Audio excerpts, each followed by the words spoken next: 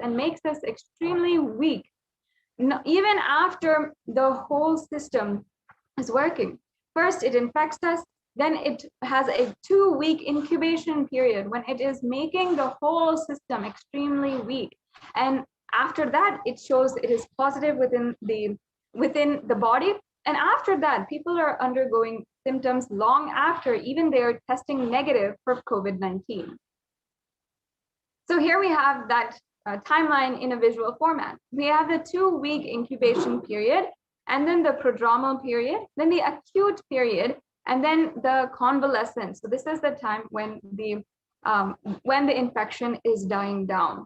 And we can see the slow progression of how someone is suffering from COVID and how this usually takes around 22 days to come in full cycle. And you can also see that the convalescence period is much longer than anything else, meaning that the time that the whole immune system is recovering back, even after the symptoms stop showing up, is longer than every single other period. Yes, the next slide, please. And also you can see the impact of COVID-19 here, where we can clearly see how COVID sits amidst other deadly diseases throughout history. On one side, we have HIV and AIDS, and the other side, the Hong Kong flu. And we're seeing how on the most deadly side, erring on the deadly side, is coronavirus, and how it is extremely potent, extremely dangerous in the timeline of the history of pandemics. And further studies done by the University of Oxford found that the cells are profoundly impaired after recovering from COVID. And here's an article from the Immunology Network, a very reputable journal, again, on the analysis of long-term impact of COVID-19 on the cellular immune system in individuals recovering from COVID-19. And that reveals a profound NKT cell impairment. And another article from another immunology journal saying COVID-19 immunology briefing notice, where what we know about long-term health consequences and priorities for research. So actually we can see that many of the immunologists and the top researchers in the field are focusing especially on how COVID-19 is affecting the immunity, and what are the side effects of COVID-19, and why COVID is affecting the body long after even the symptoms are gone, and affecting the daily function of a person. And also the British Society for Immunology, that is the right-hand side article, has also claimed that the effects of COVID are far beyond respiratory health. It also affects the cardiovascular and renal systems. So especially when the COVID is defined as an autoimmune immunosuppressor, it can affect all systems of the body, because ultimately when under attack, all systems of the body are becoming vulnerable. The next slide, please. Yes. And here we can see an excerpt from the research briefing on how the human body is affected after COVID. And the name given to those suffering from COVID-like symptoms after the infection has passed is called long COVID.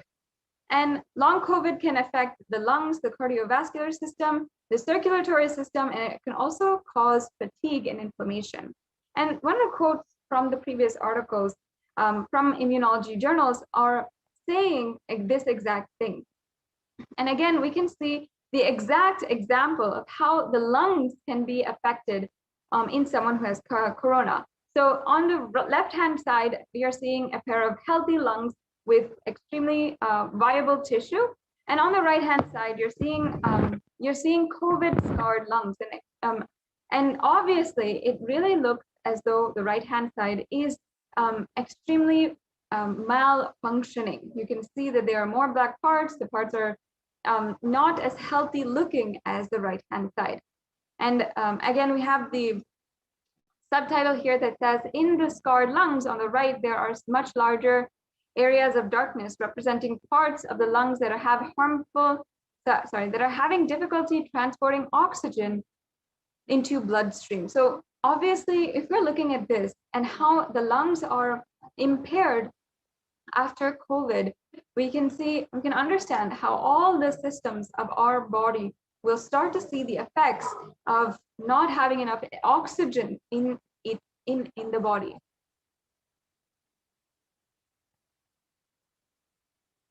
And we also know here some of the symptoms of long COVID. Even after contracting COVID, your immune system is weakened and you are more susceptible to other illnesses. It here says that symptoms that can last weeks or months after being first infected with the virus. And multi-organ effects can affect most, if not all, body systems, including heart, lung, kidneys, skin, and brain function. So it really shows how COVID is an immunosuppressor, and people are experiencing the effects long after COVID is gone from their system, or long after they have healed, at least as far as their symptoms go. Their major acute symptoms they are suffering from. So now let us understand the second main revelation that Devi Parashakti had given, that all other diseases are waiting to attack human bodies. So here, Devi Parashakti is giving heed, is giving us warnings about the pandemics that are happening within pandemics.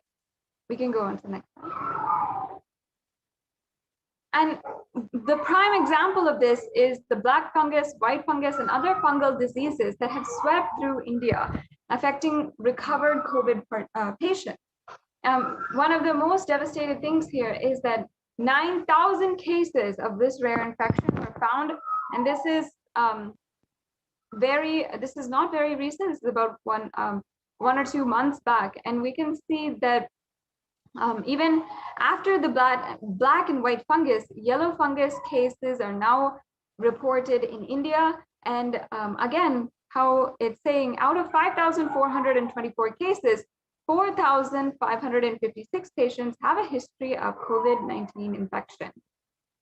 So what this is again showing is that there is pandemics. Literally how COVID works is allowing for other diseases which are waiting to infest in human bodies to start doing so and to start really taking over the human body. And that is exactly how black fungus, white fungus, and all the fungal diseases are working. Because of not having proper sterilization, the use of steroids in the medication for COVID, and also the high population of people who are suffering from diabetes in India makes the population extremely vulnerable to fungal disease. The next slide, please.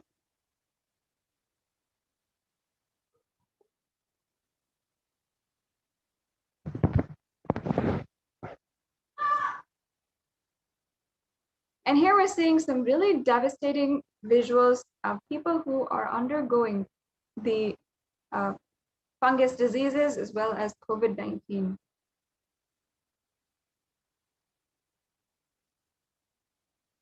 Finally, let us understand how COVID is also becoming stronger in multiple forms. This is the last of Devi Parashakti's revelations, and we'll be showing here in the next slide how COVID is becoming more and more stronger in multiple forms.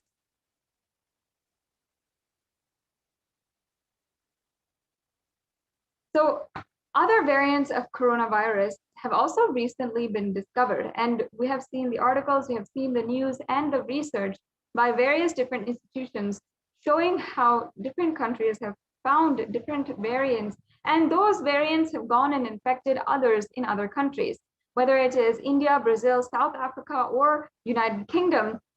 As you can see the examples here, all of these variants are highly potent and being shown in numerous different countries around the world. And viruses generally mutate, but in the case of COVID, we have seen them become more dominant, meaning they're more powerful and likely to affect more and more millions of people. And here you can see a table where it shows us the variants that have swept the world. Again, in the United Kingdom, South Africa, Brazil, and India, with the alpha, beta, gamma, and delta variants respectively. These are all recognized by the World Health Organization and shown to be extremely strong and able to transmit far more easier than the original variant. The next slide, please. Yes. So the danger of these variants are also further highlighted and categorized. The World Health Organization categorized the Delta variant as one of the most highly transmissible variants of COVID-19. And this small infographic can also show us the 4 variants that are currently circulating. And we can also see how many countries have been affected by that particular variant. So there's the Alpha variant from the United Kingdom with 117 countries which have reported it. The Beta variant from South Africa, which has 122 countries which have reported it. And the Gamma variant with 74 countries. And the Delta variant with 104 countries. And we also saw how more than 4,500 sequences of the variant have been detected in about 60 countries. Studies suggest it is around 60% more transmissible than the Alpha variant, which was more contagious than the original strain that emerged from China. And secondary attack rates have also been known to be 51 to 67% higher than that of the Alpha variant. And this is all compared to the Delta variant. And we're seeing a map of the tracked variant occurrences in all the countries.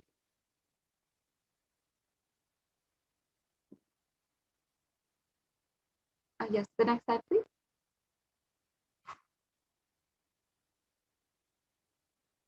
Now let us just watch this brief video where Devi Parashakti reveals further on the other variants of COVID-19.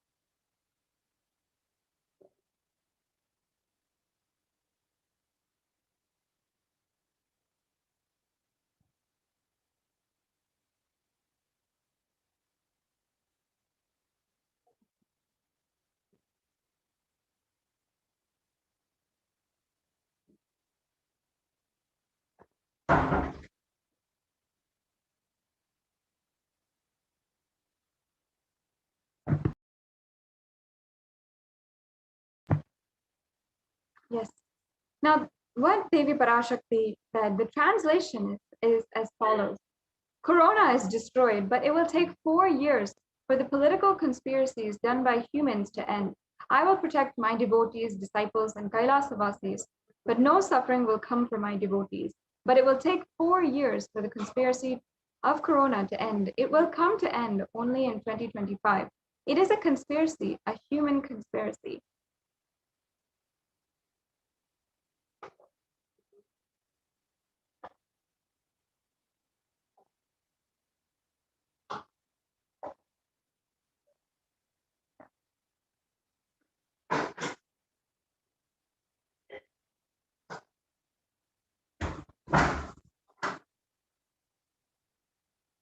So the article here shows us how the third wave of COVID may hit its peak between October to November if the government panel scientists. And as per Devi's revelations, we can see from the below article that there is yet more of COVID to come for India. The article continued to say that new variant was discovered, it would spread faster during this third wave.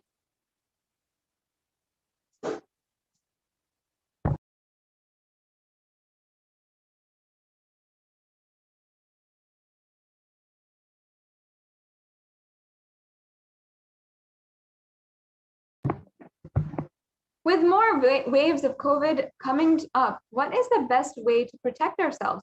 And we have to ask ourselves, does anyone have the solution?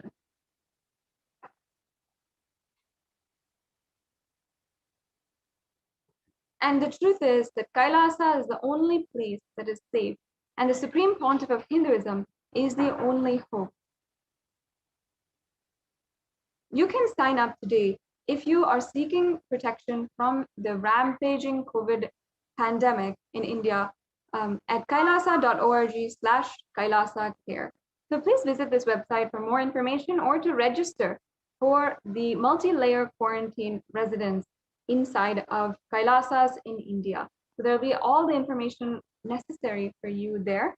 Now, we'll be moving on to the next segment of today's program. In the next segment, we'll be understanding each and every one of the offerings that are available for everyone to do today. So with this, we'll now be taking a short break and we'll be... Spiritual sciences unique to Hinduism. Subtle, otherworldly, but definitive sign. Manifesting the cosmic beings in Archavatara, deities in Nijavatara, living incarnations is possible. Understand? Kriya Pada of Vedas and Agamas elaborately explain the whole science of making the cosmic beings manifest in Archavatara, deities and Nijavatara, living incarnations. Both. During the BHAVA Samadhi Darshan, literally those cosmic beings manifest through this body.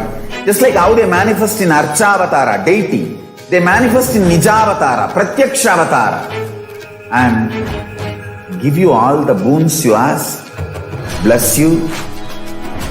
You see, each God is an independent intelligence to lead you to enlightenment.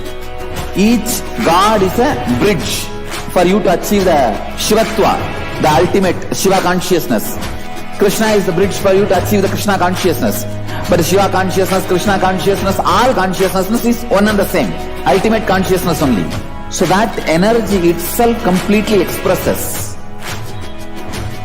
Just like Radhika, when I see my own sweetness in the mirror, I become eager to taste it.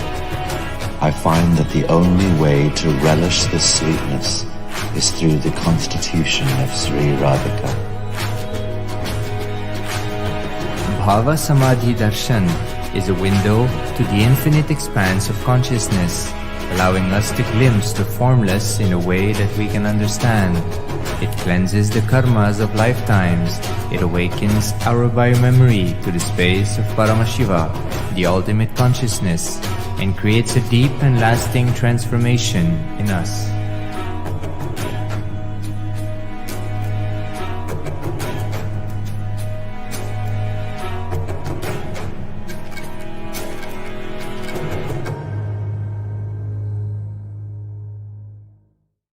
Just be alive for next 3 years. Don't die within next 3 years.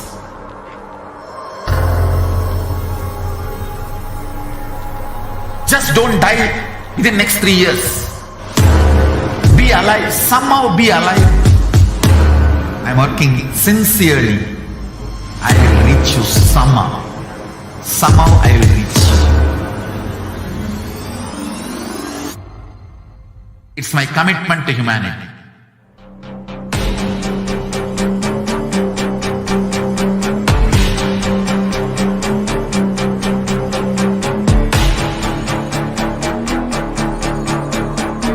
Just don't die within next 3 years. I will reach you wherever you are, whichever corner of the world you may be. I will reach you with enlightenment. You manifesting the space, state, powers being Paramashivoham. It is possible, and it is possible for you.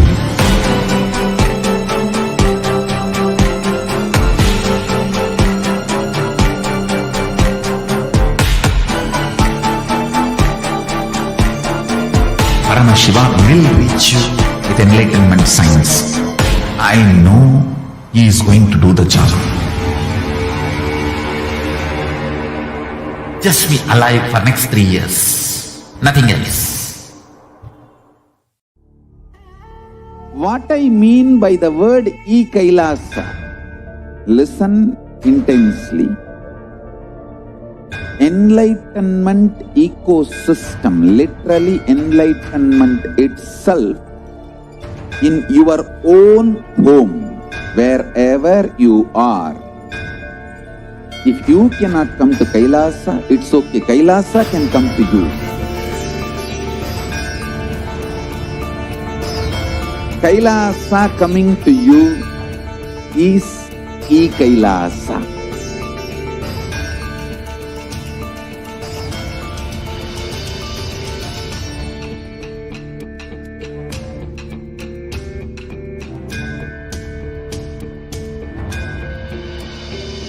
I will revive Hinduism.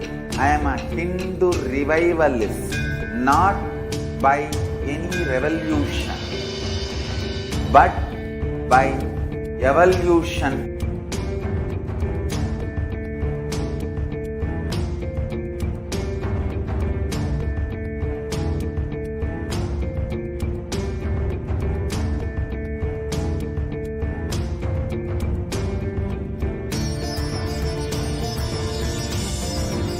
And setting model communities.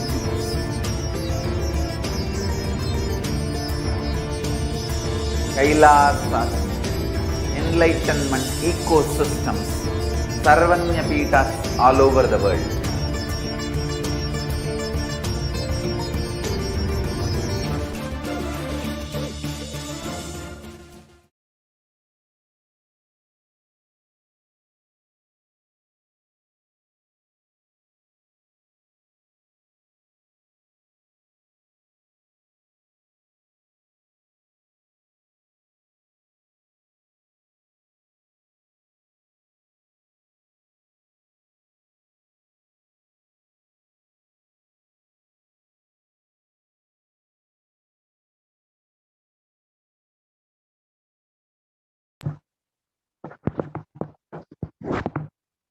Nithyanandam, welcome back to all the viewers. Now let us begin the offerings to Devi Parashakti.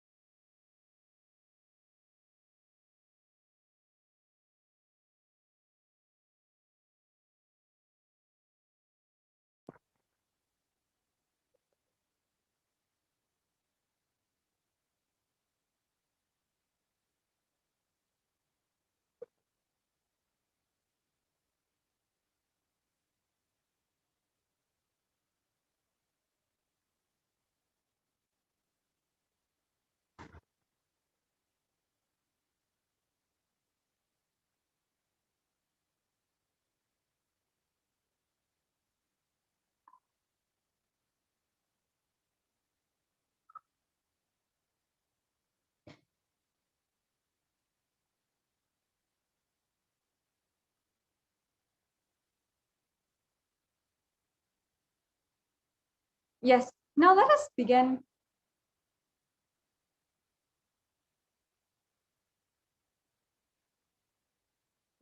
Now, we'll be entering into the next segment in today's program on the offerings that you can do, you can manifest at the feet of Devi Parashakti. Now, in the Hindu tradition, the offerings are a part of the Hindu tradition, whether it is for our birthdays or for our anniversaries, for every new year or any celebration in our lives. We often have the habit of inviting God, inviting the divine cosmic beings to be with us and to guide us, thank them for guiding us thus far, and request their blessings and guidance further in our lives. And whatever it is, we always seek the blessings of the divine, and we have such deep personal sentiments for the divine. And that is where this tradition of offerings comes from. It is a deep, sacred sentiment and a way to feel the deep feeling of oneness with the divine cosmic beings.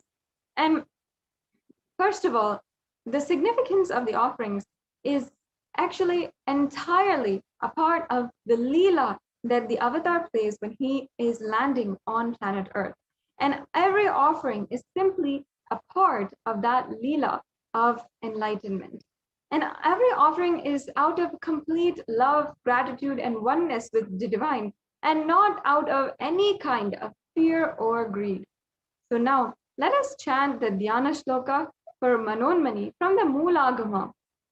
And we can understand from Devi Parashakti all the offerings that we can offer today to Devi Parashakti after.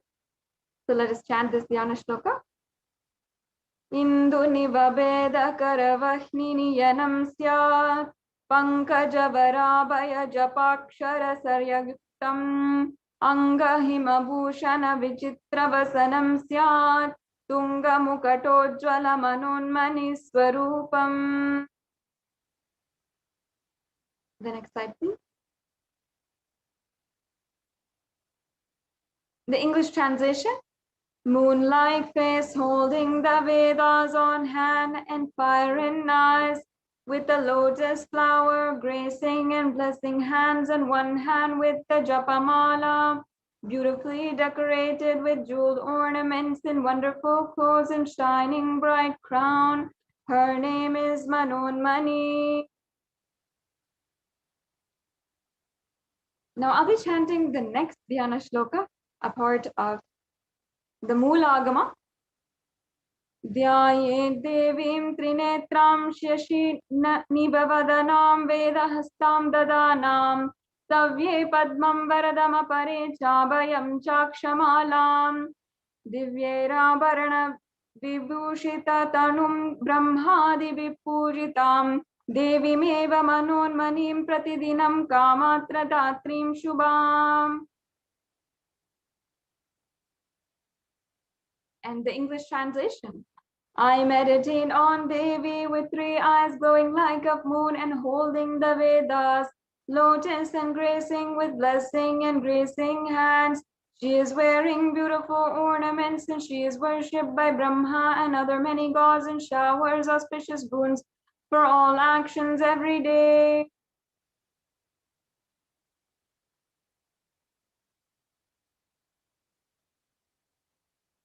Now, the significance of the divine element gold. This is something that we must first understand before we are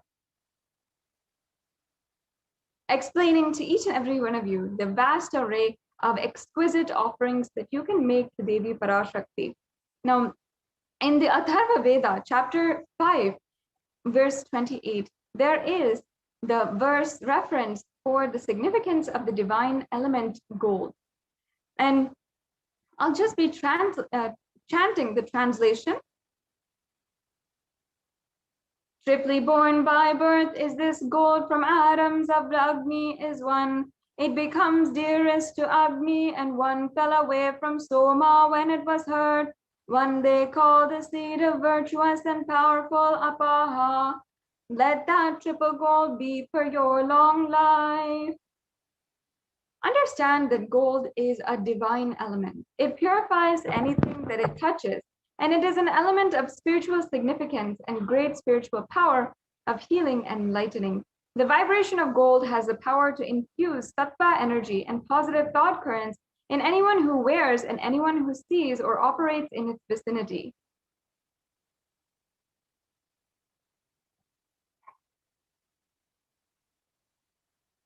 Gold is present in all the scriptures and the agamas, including the Vedas, Shrutis, Smritis, Itihasas, and Puranas. In all the Hindu scriptures, it is abundantly displayed that gold is the most auspicious and pure metal which purifies our being. In the Hindu civilization, everything was built and exchanged in gold, and ritual feasts were even offered in gold bricks. And when one was to be saved from life-threatening illnesses, gold was offered as a ritual fee. Gold was in abundance and used for weighing equivalent amounts of commodities, including pounds.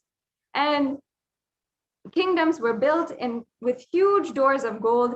The streets would have huge columns and huge archways made of gold, and even the horses and cows, which all were living in coexistence, were dressed in gold. The Hindu civilization thrived on the banks of the rivers of gold. The Indus River was called the Hiranyamaya and in the Rig Veda, and the river Saraswati was called the Hiranyavartani in the Atharva Veda. Gold is a supreme element for offering gifts to the ones you love and revere. And temples are constructed and paved in gold. Deities are made in gold and decked and adorned in gold. Because it preserves the enlightenment energy for thousands of years, it lasts forever. So please understand that gold has such high significance, and our Vedic rishis, the ancient scientists of the Vedic civilization, had understood this, and that's why applied it in all different ways. And of course, it was told by Paramashiva himself that gold has such high spiritual potency, has high spiritual properties, and was so significant in spirituality as being a superconductor for enlightenment energy within inside each and every one of us. And that is how all different areas of the civilization, including the animals, the economy, the architecture, the arts, everything had some layer of gold in it. It was applied and placed in all different directions. That is why the Hindu civilization was the enlightenment civilization, because of how they literally recognized the amount of beauty and the science of enlightenment, and they applied it in all different aspects, including in the offerings that one gives to the ones that they love and revere, including the divine cosmic beings, the gods and goddesses. In our day and age, yes, the gold is actually a gift that we offer to our loved ones, perhaps in a piece of jewelry or something like that. But we often miss the divine qualities that gold holds, the extremely powerful way of how gold is a holder, a superconductor of enlightenment energy. Yes, now let us understand the first offering that we have for each and every one of you today. The first offering is the E-Hundi offering. Now let me chant the Pramana. Bhakti Priya, Bhakti Ghamya, Bhakti Vashya Bhayapaha, Shambhavi Sharadaradhya, Sharvani Sharmadaini. And the English translation goes, Devi is fond of true devotion and is realized through true devotion. She can be won over through true devotion, and she removes all fears. Now in this verse, we understand that Devi can remove all the fear of anyone. If there is fear in your mind, she can remove that simply. And she is the one who carries us deeply and is so compassionate. Just if you have just a mere ounce or shred of devotion in your heart, she literally removes all fears from you and bestows her ultimate compassion. And also it is stated that Devi is worshipped in autumn. Now, this does not mean the season autumn that comes every single year, but it means the time in our lives when the thoughts turn more and more inwards, and the role of divine is known and understood clearly. The need for Devi worship becomes stronger. So you can offer the e-hundi offering. It is a extremely easy offering that you can make. And many of us have the beautiful sacred sentiment of every time we go to the temple, we offer the hundi offering. We just offer a few coins or any amount that we feel like into the hundi. Now, you can do that same thing through this in your digital experience with the divine, in this sacred shrine that Devi Parashakti has made available on all the different social media platforms wherever you are. Yes. And the next offering is the Sankalpa chanting. This offering is of the conscious resolution. I'll just chant the Devi Mahatmyam, chapter 12, verse 34, English translation. The goddess enchants this universe, and she herself gives birth to this universe. That goddess, being prayed without any interest in anything, gives the knowledge that leads to salvation and gives wealth in the materialistic sense. The offering of the Sankalpa, the conscious resolution, blesses the person with all the fruition of their desires and wishes which they're yearning for. So this offering is such a divine offering. If you have a conscious resolution that you want to declare, you can just offer this conscious resolution. Make sure that you, if you have any interest, go to tiny.cc/Devi offerings and you can continue the next steps with this offering right away. And a conscious declaration can be anything. It can be that what you want to manifest. For example, you want to manifest Devi's blessings, or you want to manifest a certain job, or a certain amount of wealth, or a certain relationship to flower. Whatever it is, you can have that conscious declaration and that conscious resolution and seek Devi Parashakti's blessings. And surely with her blessings, you'll have all the fruition, the happiness and joy that comes with the fulfillment of that desire.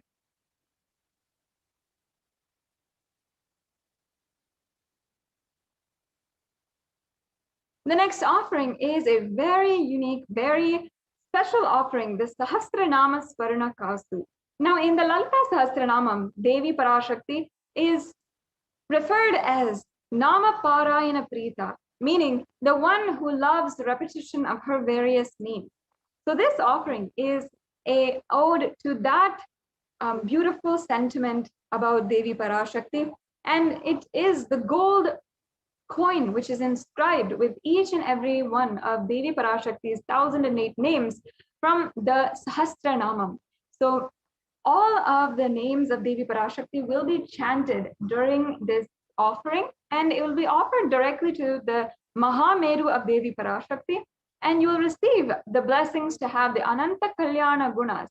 And actually the 1008 different offerings are actually the offerings of Devi Parashakti, and all the divine qualities of Devi Parashakti. So that is what is the Sahasranama. And when we chant that, we understand the sacred significance of how the chant invokes that certain energy inside of us. And thus it invokes that energy, that quality inside of us. So in these offerings, it is a very beautiful science which the ancient Vedic rishis had revived, had consolidated from the teachings of Paramashiva himself, and thus we practice it as a ritual today. So this is a very beautiful offering that you can do. Once again, if you'd like to offer any of these offerings, you can go directly to tiny.cc/Devi-offerings. If you'd like a few brief steps of how you need to do this, don't worry, we'll go through all the steps at the end of this segment, and you can just stay tuned until the end of the segment. The next offering is the Mukta Anguti, a very beautiful offering, which is the pearl finger ring. Now, if you are a devotee of Devi Meenakshi, the queen, the sovereign queen ruler of the oldest ancient indigenous kingdom of Madurai, then you know that Devi Parashakti, manifesting the form of Devi Meenakshi, who was the queen of Madurai in her time, as she was the living incarnation. At that time, she was adored the pearls, and all of her jewelry had pearls. In fact, in the verse, the Meenakshi Pancharatnam, which I'll be chanting now, she is referred as the one who is decorated with all of the pearls. I'll just be chanting that verse. Muktahara nalasat kirita ruchiram purnendu vaktra prabham Chinjannu purakinkini manidaram padma prabhabasuram Sarvabhita pradam girisutam vani rama sevitam Meenakshi pranatosmi santatamaham karunyavaram nidhim. And the English translation goes, I bow down to the goddess Meenakshi, whose crown has garlands of pearls and face shining like the full moon, who wears anklets that are studded with gemstones and has small bells, and who is shining like the splendor of a lotus, who grants all the wishes, the daughter of the mountain, who is worshipped by the goddess Vani and Rama. I remain ever bowing to the goddess Meenakshi, the ocean of compassion. So this was a beautiful invocation of Devi Meenakshi. And if you'd like the blessings of Devi Meenakshi, Parashakti herself in the human form, for all of your business endeavors, for success in your career, and in the ambition that you want to fulfill in your life, then you can offer this Mukta Anguti and have the blessings of Devi Parashakti in your hand at all times. You will be showered with all of the compassion and the pure love from Devi Meenakshi. The next slide, please.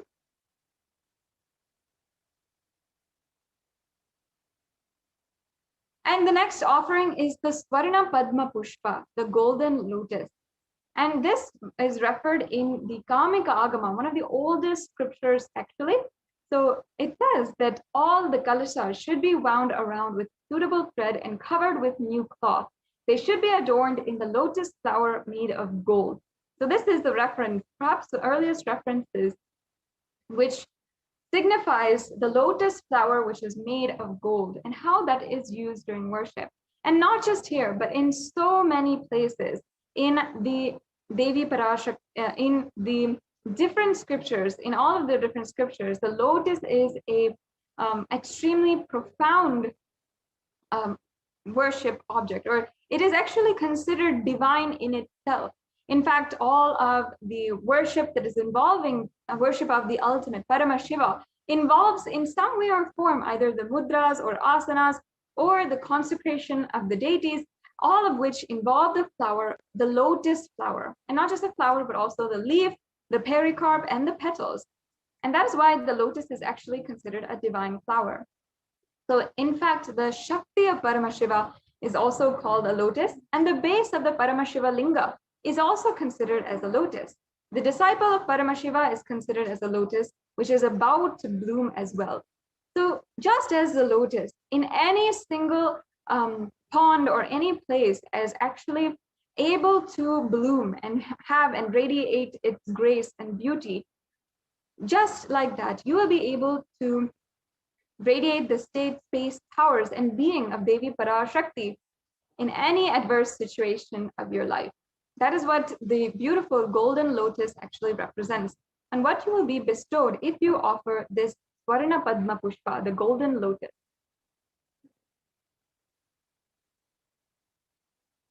Yes, and the next offering is the Swarna Metti, the golden toe ring. In fact, the toe ring is a traditional Hindu jewelry which the married women wear, and it carries such significance for the married women. For Devi Parashakti herself, it is referred how Devi's feet brings utmost auspiciousness to the devotee. I'll just be chanting that verse now. Nakhadiditi samchana namajjana tamo guna padadvaya prabhajala parakrita sororuha. You whose brightness from toenails destroys the darkness of ignorance from the minds of your devotees who prostrate at your feet. You whose brightness from your 2 feet overpowers that of the lotus flower. The next slide, please. Yes, you can offer this Varnameti, this beautiful golden toe ring, Devi Parashakti, and forever your sacred sentiments will be at the feet of Devi Parashakti, adorning her feet. And you will constantly be in gratitude for receiving her blessings even in the most difficult aspects of your life.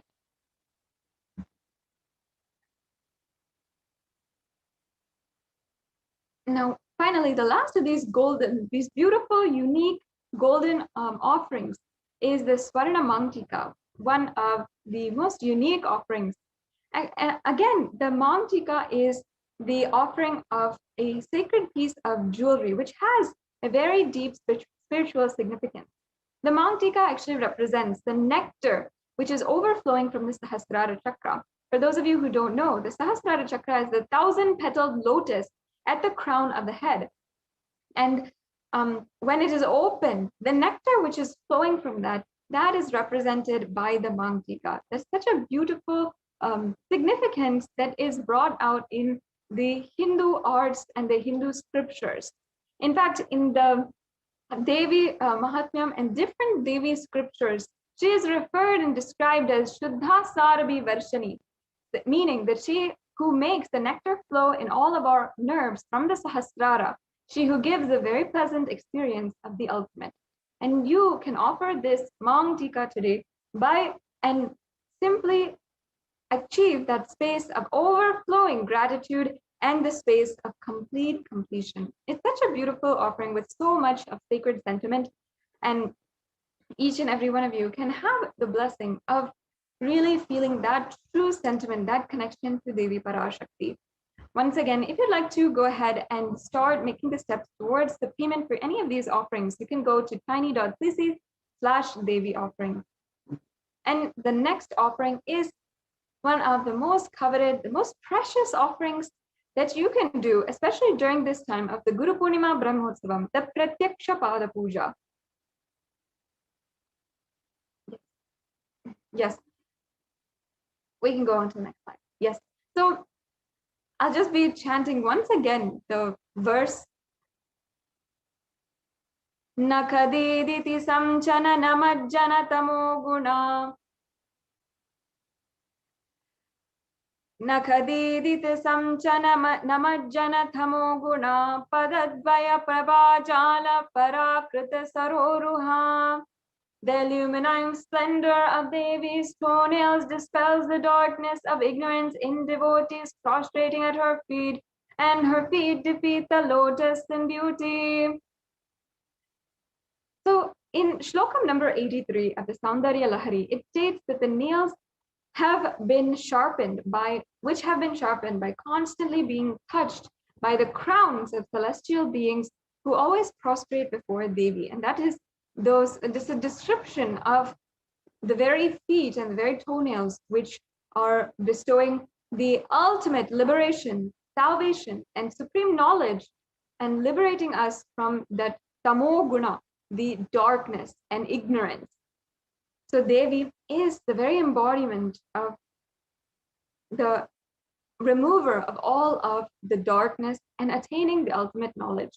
And as well as the Sarva Deva Devi Swarupa, the form of all of the gods and goddesses, the supreme pontiff of Hinduism is accepting the Pratyaksha Pada Puja during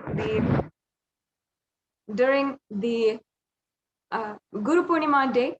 I invite each and everyone to participate in some way during this very celebrative festival that is celebrated across all sampradayas of Hindus. The last offering that is available for each and every one of you today is the Vastra Seva, the offering of the sacred cloth which will adorn Devi Parashakti embodied in the form of a supreme pontiff of Hinduism and will decorate his very body. So you will be able to receive all of the auspicious blessings with this offering. As you can see here, we have a table full of all of the offerings available for you today.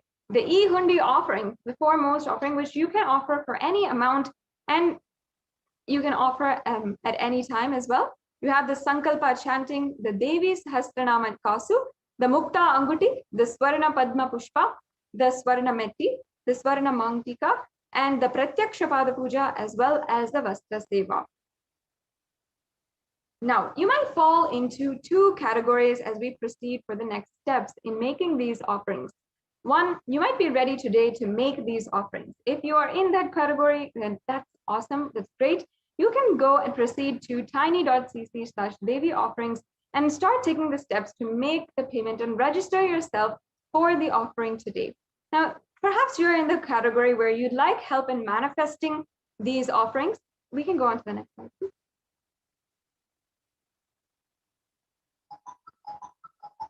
Yes, so perhaps you're in the category where you're interested in making these offerings, or you need help in manifesting, or you need more details in some way or form. If you need help in manifesting, perhaps you don't feel you have enough time to make this offering and to make the arrangements for the offering, or perhaps you feel that you need help in offering, or you don't have the money to offer. Now, you can start taking the steps to manifest these offerings today. Ensure that you are offering in some way or form to Devi Parashakti. You can go to tiny.cc/Bhava Samadhi and make your intention to make an offering today. This is a very valuable step that you can take in order to start manifesting today. Manifesting what you want in your life through these beautiful offerings that you can make. Now, the online payment, if you are ready, is again tiny.cc/Devi-offerings. And please make sure that after you have filled out the payment registration form, you go to tiny.cc/Devi, you go to tiny.cc/Sankalpa2021, and you will be able to go to the offer. You can ensure that all of your names and your family members' names are also chanted during the puja. This is a very important step, so please don't forget. If you are making a payment, make sure that you are filling out this form, the Sankalpa 2021 form, as it will take in all the details of your family member's name and your names, and the names of your, as well as different names that you, on whose behalf you are offering the puja today. So those names will be chanted and all of the blessings will be bestowed on you. So that brings us to a conclusion of this segment on the different offerings that you can do. And I'd also just like to take every one of the viewers through a very brief walkthrough of these links. So if we can go to the tiny.cc/Devi-offerings link, and we can be able to show each and every one of you how you can make these payments, how you can make your payment, what are the different options, and how it can be a very easy process for you today.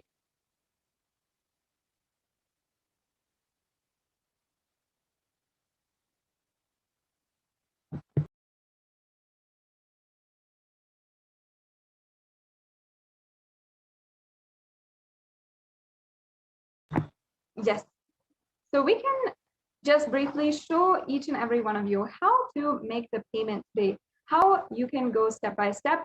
Yes, as you can see here, we have the donation link. So any payment that you'd like to make is right here. You can see that there's a drop-down menu where you can select the offering that you'd like to make today. And then once you select that, you can go to add to cart. Once you go to the cart, you will be able to review all the items, different offerings that you'd like to offer. Then you can proceed to checkout, and you'll be asked for your payment details as well as your billing details, and the different information which is required. And then you can conclude the payment. After that, you make sure to go to the Sankalpa 2021 form. This form is very important.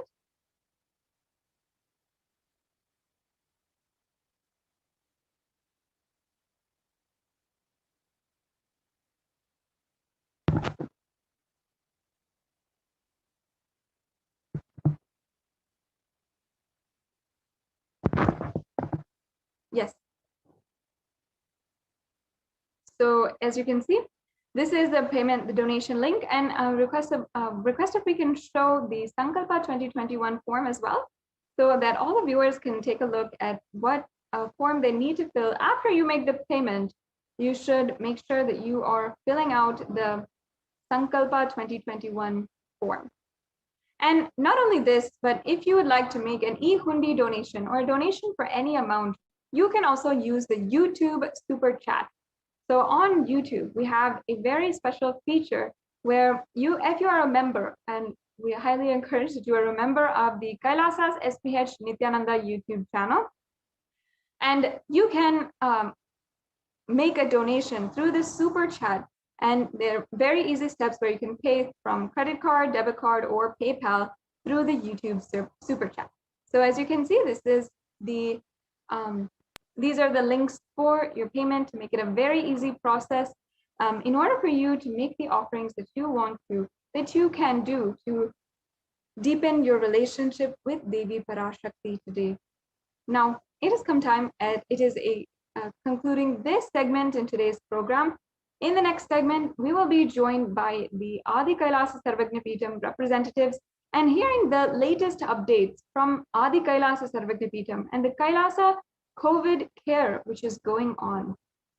In fact, there are so many of the people who are residents currently of the multi-layer quarantine in Adi Kailasa Sarvagna Peetham, and they are enjoying the different benefits, not just the multi-layer quarantine where they are absolutely safe from the ongoing dangers of the pandemic on the outside, but also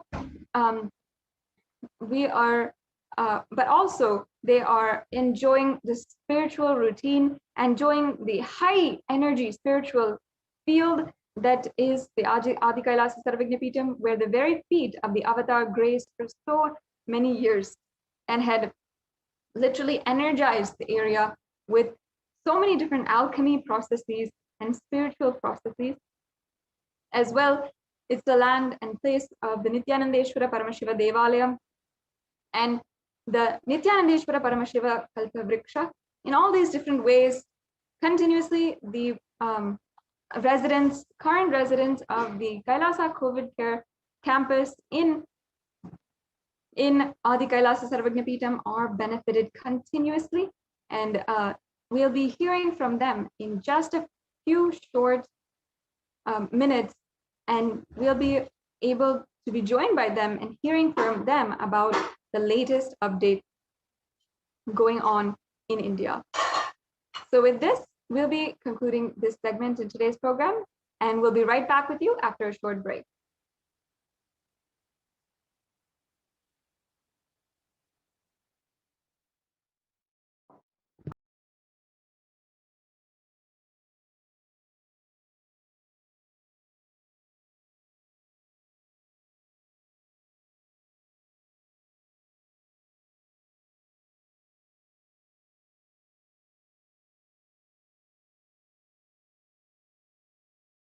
Spiritual sciences unique to Hinduism.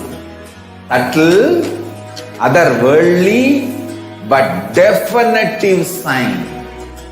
Manifesting the cosmic beings in Archavatara, deities in Nijavatara, living incarnations is possible.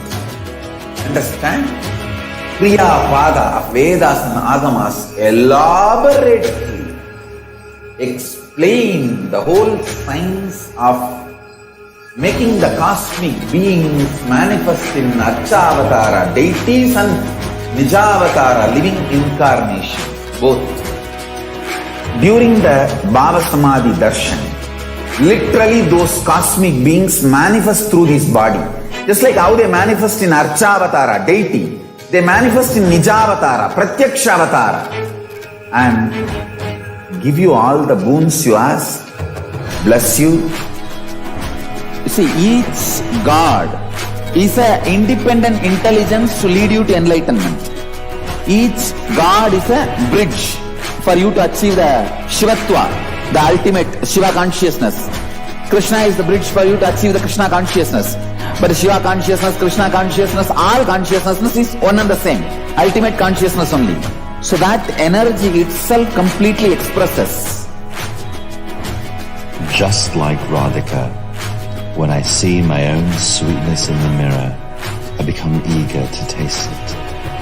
I find that the only way to relish the sweetness is through the constitution of Sri Radhika. Bhava Samadhi Darshan is a window to the infinite expanse of consciousness, allowing us to glimpse the formless in a way that we can understand. It cleanses the karmas of lifetimes. It awakens our biomemory to the space of Paramashiva, the ultimate consciousness, and creates a deep and lasting transformation in us.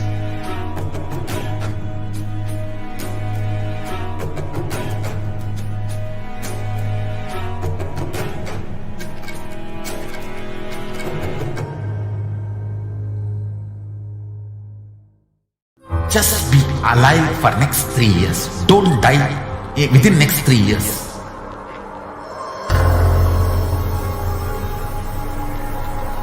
Just don't die within next 3 years. Be alive. Somehow be alive. I'm working sincerely. I will reach you somehow. Somehow I will reach you. It's my commitment to humanity.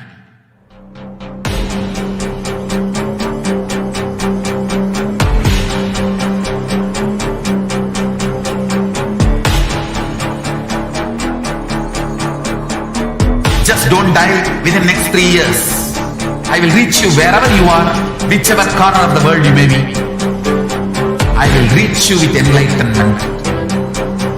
You manifesting the space, state, powers, being Paramashivoham. It is possible, and it is possible for you.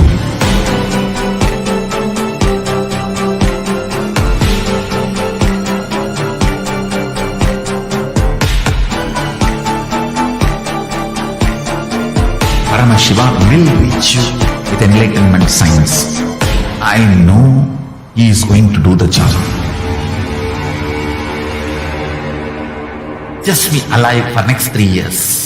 Nothing else. What I mean by the word Kailasa, listen intensely. Enlightenment ecosystem, literally enlightenment itself, in your own home, wherever you are. If you cannot come to Kailasa, it's okay. Kailasa can come to you. Kailasa coming to you is Kailasa.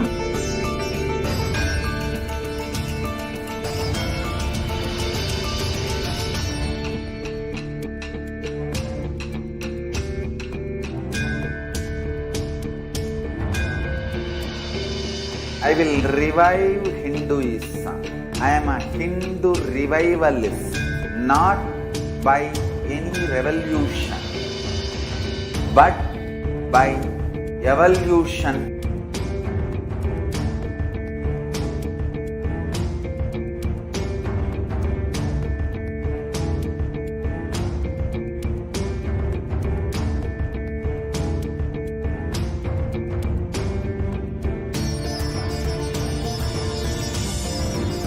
And setting model community.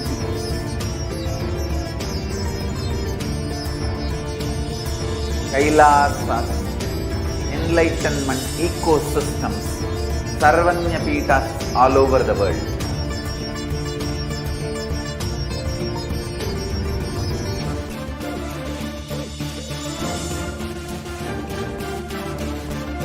All powerful cognition, knowledge, only when you live, power manifestation and possibilities manifestation happens.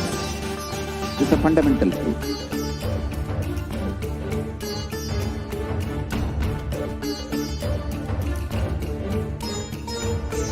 Hinduism cannot live exclusively as one sampradaya. No.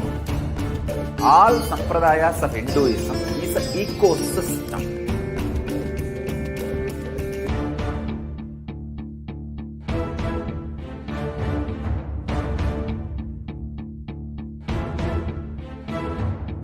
So don't keep quiet thinking that if one sampradaya is attacked, only that sampradaya is going to be affected.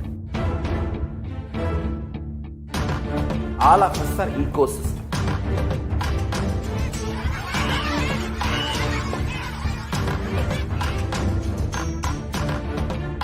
I invite all of you to get involved and enjoy Hinduism by the principle of Dharmo Rakshati Rakshitaha. When you protect Dharma, Dharma protects you. We will make the whole planet flourish spiritually. The spiritual prosperity will happen to the whole planet. We all have to coexist together.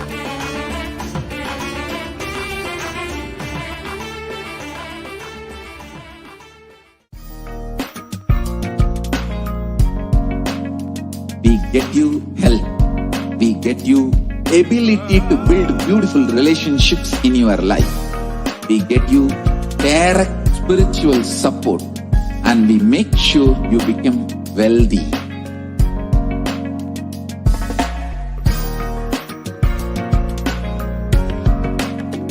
We won't stop giving you just good life.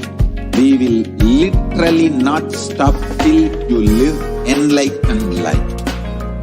Manifesting the state of Paramashiva, space of Paramashiva, powers of Paramashiva, being of Paramashiva.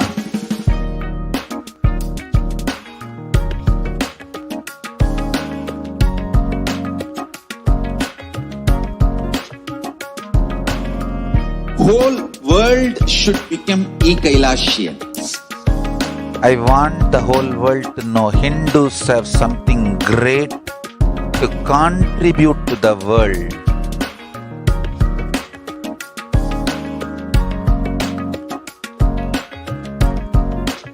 We have something great to contribute to the world. Let us do that.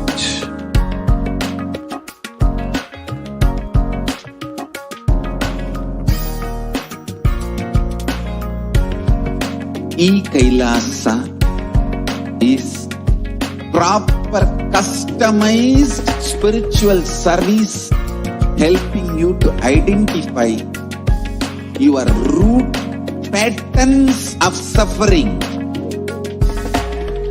We have perfected the science of helping every individual from every cultural, religious, nationality background.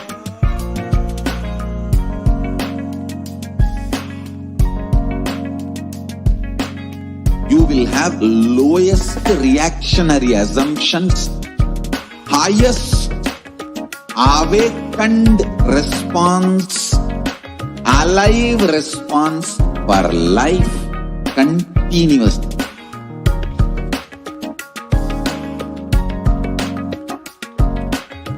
Kailasa is enlightenment ecosystem, literally enlightenment itself in your own home, wherever you are. Proper customized spiritual service helping you to complete with your life negativity, withdrawal from life, self-hatred, self-denial, self-doubt, so much of tiredness, laziness. We can support you aligning your diet, your attitude, your aptitude, your understanding about life. We can help you with everything.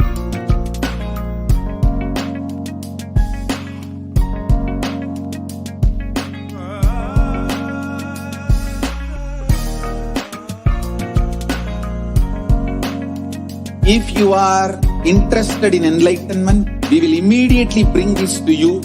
If you are not interested, we will explain the whole science, inspire you and make you interested in enlightenment time. We need to cater this enlightenment science to the whole world wherever they are, because enlightenment is the birthright of all human beings.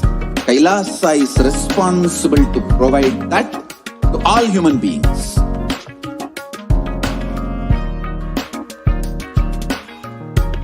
Kailasa is the totality of the knowledge I received from my gurus and practice manifested in my life, perfected by teaching millions of people from all cultures, time zones. Nithyanandam, we'll now be entering into the next segment in today's program, understanding the different layers of the persecution against the Supreme Pontiff of Hinduism. Over the last couple of weeks, in the month of July, we have actually each and every one, Kailasas across the world, been observing the Hindu Persecution Awareness Month and bringing awareness to the genocide against Hindus, which is ongoing.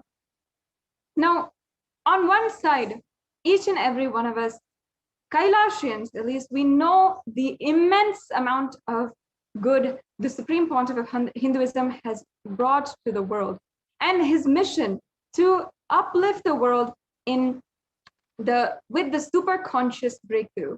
We know that the Supreme Pontiff of Hinduism is perhaps the only last hope for Hinduism to even survive to the next generation.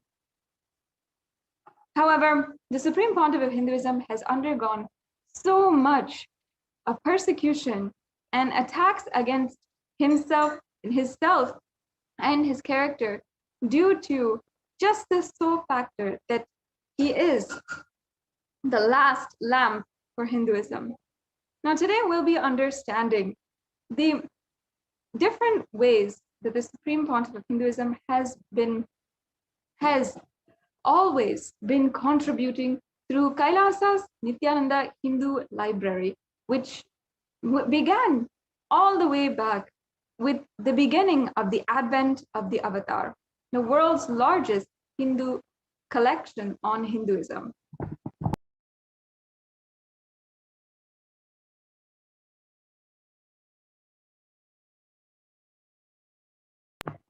Now, let us begin with the Avatar Leela.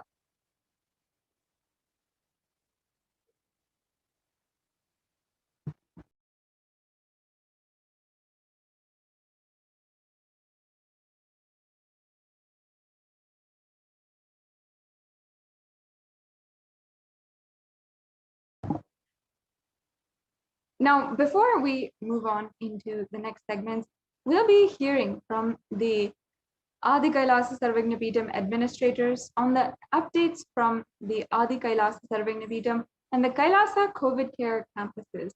So we'll be right back with you in just a short break before we proceed with the next segment.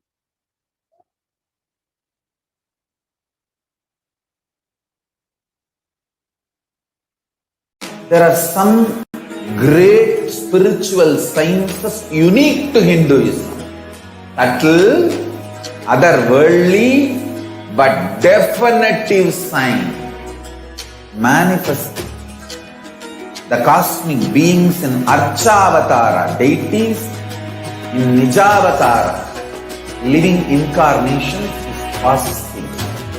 Understand?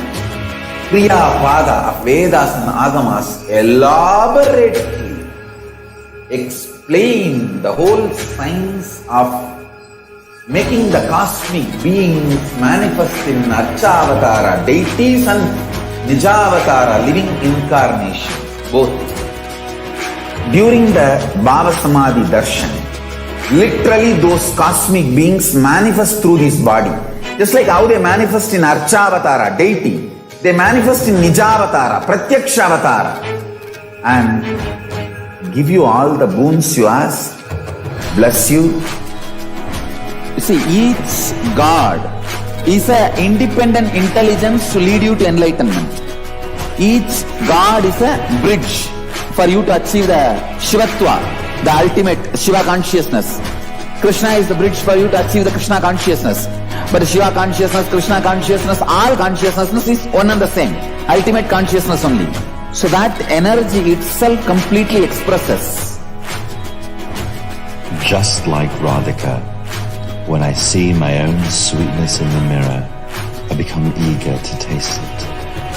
I find that the only way to relish the sweetness is through the constitution of Sri Radhika. Bhava Samadhi Darshan is a window to the infinite expanse of consciousness, allowing us to glimpse the formless in a way that we can understand. It cleanses the karmas of lifetimes. It awakens our biomemory to the space of Paramashiva, the ultimate consciousness, and creates a deep and lasting transformation in us.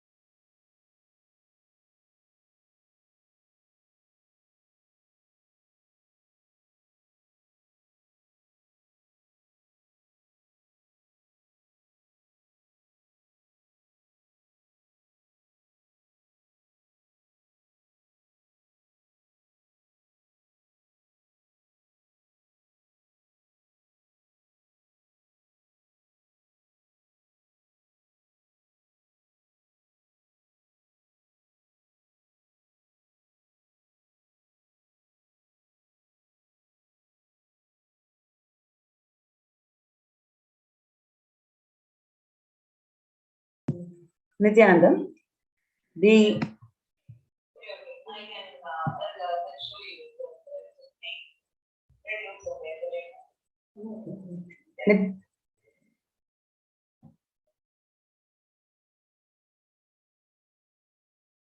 yes, Nithyananda, the next segment is about the environment and the world and the animals, the impact of COVID-19 pandemic on the environment and animals today.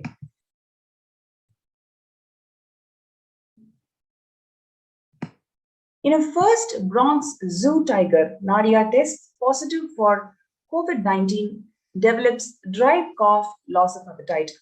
A tiger at New York's Bronx Zoo has tested positive for COVID-19. The institution said that Sunday it is believed to have contracted the virus from a caretaker who was asymptomatic at the time. Two tigers at Virginia Zoo tested positive for coronavirus.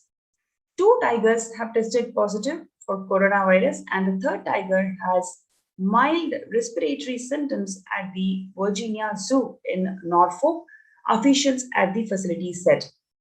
In a new release, officials at the zoo said that Wednesday that two Malayan tigers named Ocilio and Stubbly went through initial testing that showed that they were virus positive. It follows another case from last week when a Malayan tiger at Bronx Zoo tested positive for the virus.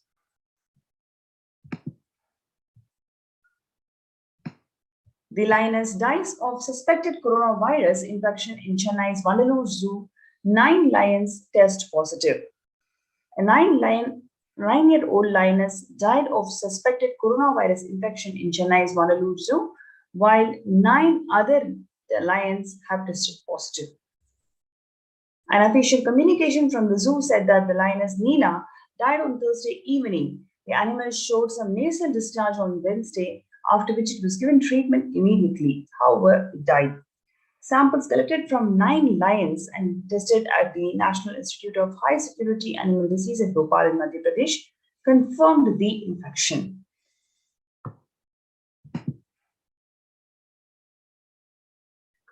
Three snow leopards test positive for coronavirus, making it the 6th confirmed animal species. Another big cat species tested positive for coronavirus, this time a snow leopard. It is the 6th animal species confirmed to have been infected with viruses after the human contact. 3 snow leopards, 2 males and a female, tested positive for the virus at the Louisville Zoo. The zoo and the US Department of Agriculture, Animal and Plant Inspection Service confirmed Friday.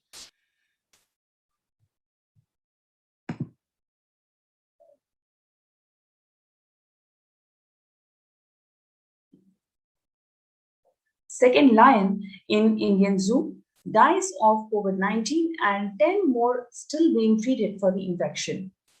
A second lion at Indian's Vanalur Zoo dies after a COVID infection. The zoo authorities announced that 10 other lions continue to be treated for the disease, suggesting that big cats in zoological facilities may be more vulnerable to the coronavirus than the previously thought.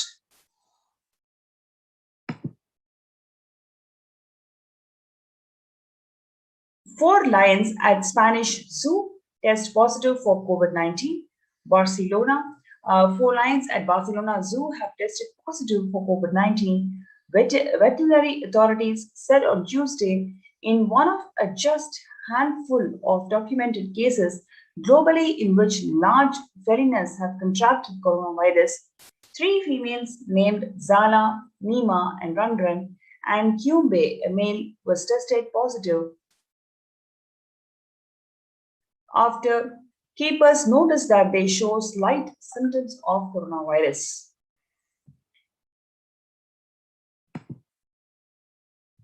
Gorillas at Santiago Park test positive for coronavirus. Several gorillas at the Santiago Park Safari Park have tested positive for the coronavirus, in which it is believed to be first known case among such primates in USA and possibly the entire world.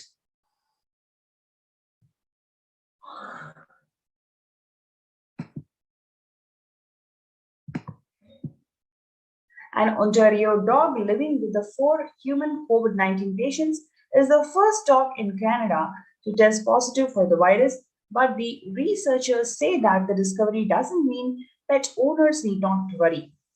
The animal is from the Niagara region and lived in a home where 4 out of 6 people had the virus, according to Dr. Scott Weiss, the Chief of Infection Control at the University of Guelph's Ontario Veterinary College.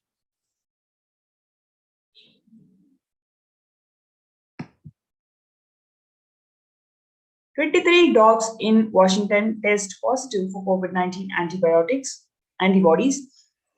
A group of dogs are the first known animals in Washington state to show the evidence of exposure to SARS-CoV-2, the virus that causes COVID-19, according to the Washington State Department of Agriculture.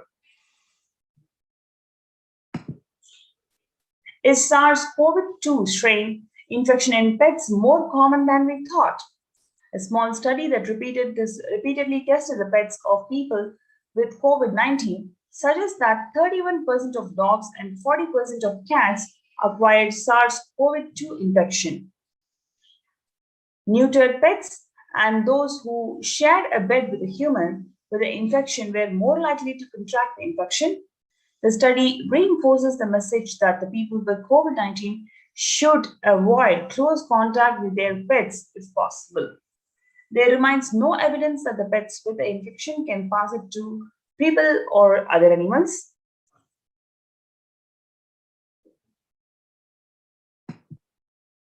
Now, let us see the contributions from the Supreme Pontiff of Hinduism in this Department of Environment and the Agriculture. So first we have the global services under Kailasa's Department of State, which is the 6 international agencies, including the Saffron Om that works for the world peace, resolution and religious freedom, the Red Om that works for providing the relief work for natural and man-made calamities, working to eliminate world hunger, Blue Om working on the animal rights and prevention of cruelty towards animals, White Om that provides the psychological healing, spiritual counseling and a super conscious breakthrough, Yellow Om that provides Sat Vidya, yogic Ayurvedic solutions in medical care, including access to libraries and knowledge, Green Om that works on protecting the environment.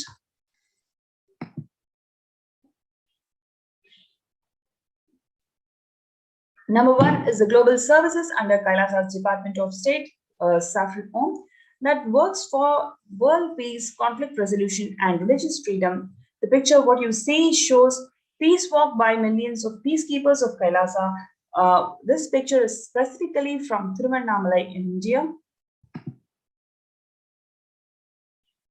The Red Om that provides relief work for natural and man-made calamities, working on the eliminating the world hunger. What you are seeing here is the Supreme Pontiff of Hinduism personally organizing relief efforts and free organic food distribution for Thane flood relief in Pondicherry, India in 2012. Next is the White Om providing the psychological healing, spiritual counseling and a super conscious breakthrough. In the picture, you're seeing the Supreme Pontiff of Hinduism is organizing the meditation program for the engineering college students for them to attain the super conscious breakthrough.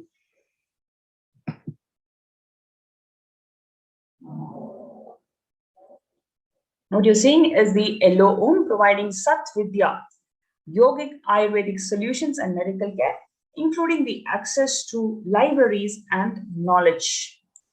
One of the Kailasa's many medical camps set up during the relief efforts of Thane flood in Pondicherry region. And what you're seeing below is the free yoga class that is held around the world, organized by Yellow Om for people from all ages.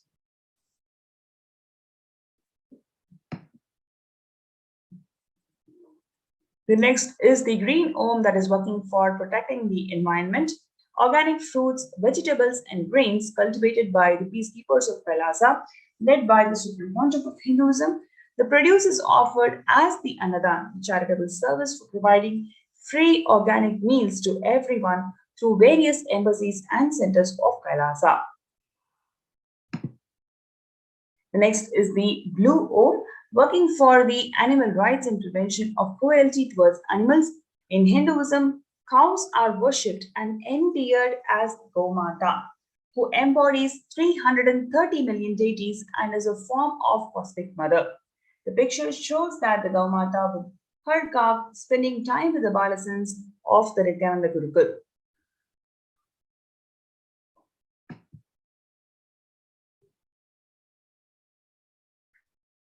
Now, what we are seeing is Kailasa's Goshala department, the concerning body for protection of animals, forests, and ocean, by establishing the lifestyle with zero impact on environment and protecting the right for all the living beings to live and achieve enlightenment. The department seeks to ensure that Sri Kailasa contributes towards growing the more healthy planet Earth.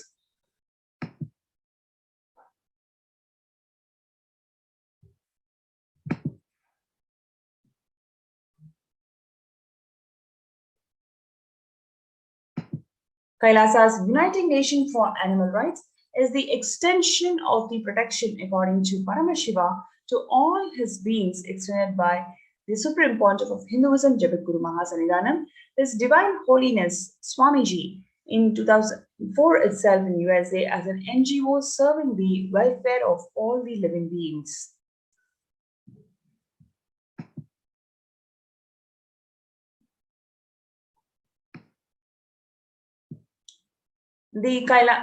How is Kailasa working on protecting the animal rights? Through Kailasa's Gau Mandir project, there is ambition to restore, revere, and revive the cultural importance of cows as Gaumata.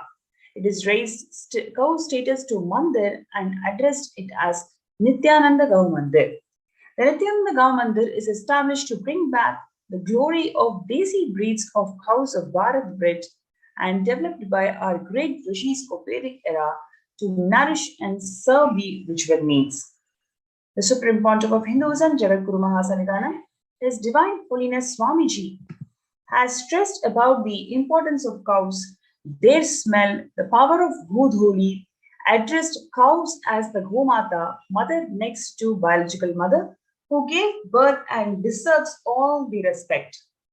He has been campaigning the vegetarian lifestyle for planet, going against the greedy wine and factory farming, and is bringing back the glorious agrarian-based society of Vedic era of Bharat. The Nithyananda Gau Mandir project is maintained by funds raised from the donations of Godan, Go Seva, Nitya Go Puja, offerings from Sarvangi Pita. The Supreme Pontiff of Hinduism has envisioned 5,000 Desi cows in Nithyananda Goshala and showcasing to the world as the best Goshala and a place for the happiest cows kept as per Vedagamas. The milk from these Desi cows are used for rituals and Abhishekam of Sri Nithyanandeshwara Paramashiva Devalaya and is being consumed by the Gurukul and Annalaya in Bengaluru Adinam. You have this opportunity to join us in these COVID care protection centers. You can register with us through the link below kailasa.org/Kailasa care. kailasa.org/Kailasa care.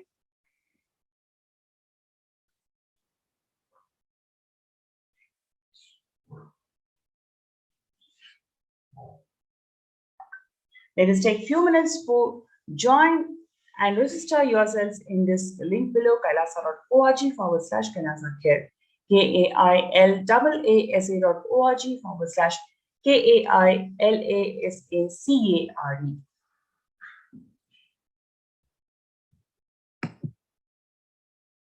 Now let us also see the Kailasa's COVID care, opening the doors of Kailasa for not only for people but also all the species.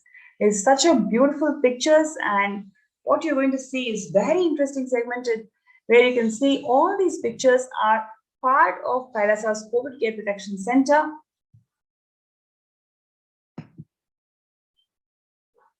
So Kailasa welcomes its first animal members of our COVID Care Protection Center, and you can see who arrived as pets from the first batch of quarantine members.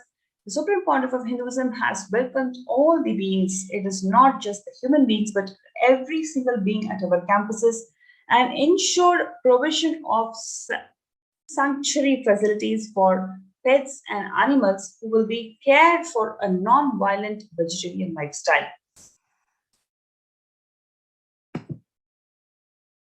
What you're seeing here is beautiful birds who have come here to feel protected from this COVID care.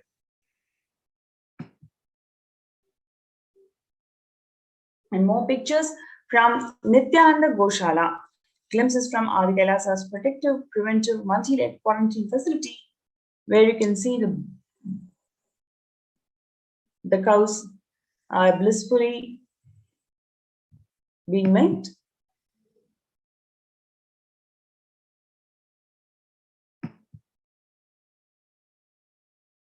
This is the Nithyananda Goshala facility in Adi Kailasa.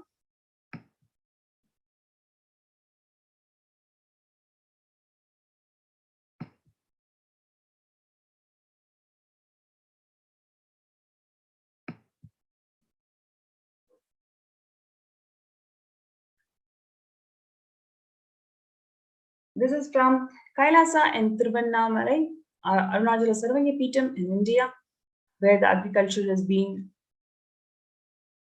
happening.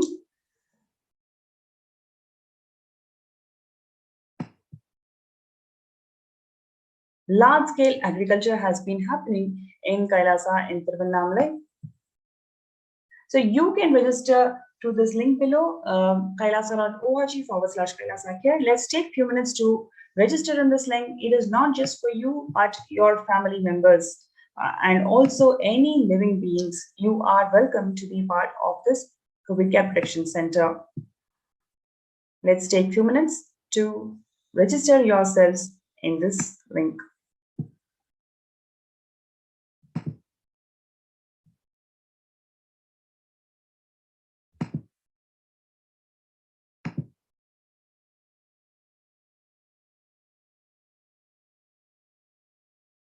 Anshul, I think I have to find a different slide here.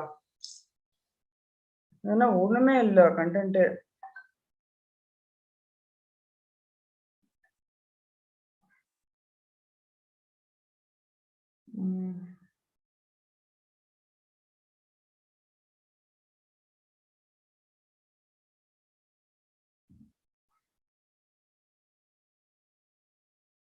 அன்னதான் பண்ணலாமா?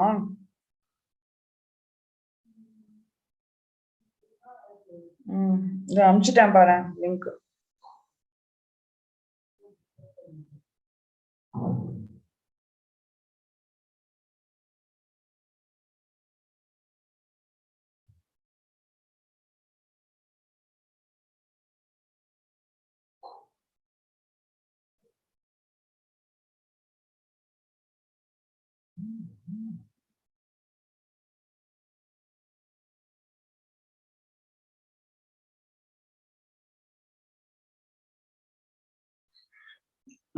Start early on it, no? Okay, my thing is going to finish charge.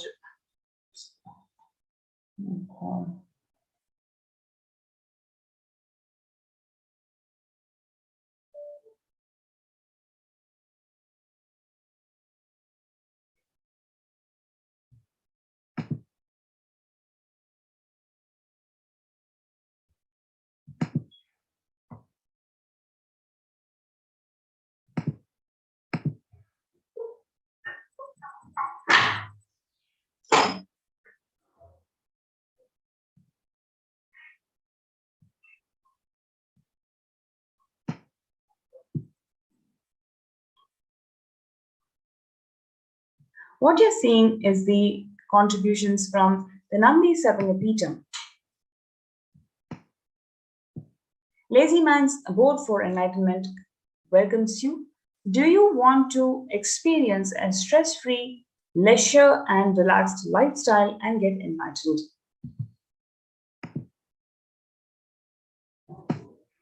The Supreme Pontiff of Hinduism is establishing the Nandi Sarvanyapeetham and reviving the entire tradition of Gaumata worship and Go Seva as per the Vedagamic traditions. Gaumata is ascribed in scriptures of Sanatana Hindu Dharma as the representation of 33 crores of gods and goddesses and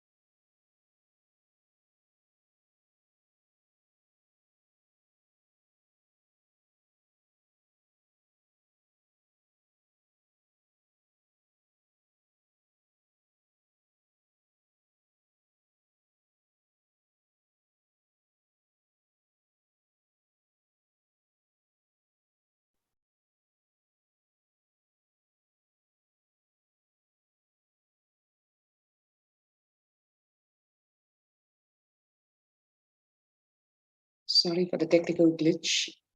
And resuming the Adi Kailasa ship segment, to understand the various services being offered by Kailasa in today's situation where the COVID-19 pandemic is impacting the whole world, to understand from the food aspect as one of the important pillars, we saw how animals being impacted, animal care, and food for beings at large. The pandemic has led to increase in the global food insecurity affecting vulnerable households in almost every country. It has exacerbated the existing inequalities, pushing millions of people into the vicious cycles of economic stagnation, loss of livelihood, and worsening food insecurity. The World Bank estimates that 71 million people will be pushed into extreme poverty across the globe as a result of the pandemic. The World Food Programme estimates that an additional 130 million people could fall into the category of food insecure over and above the 820 million people who were classified as such by the 2019 State of Food Insecurity in the World Report.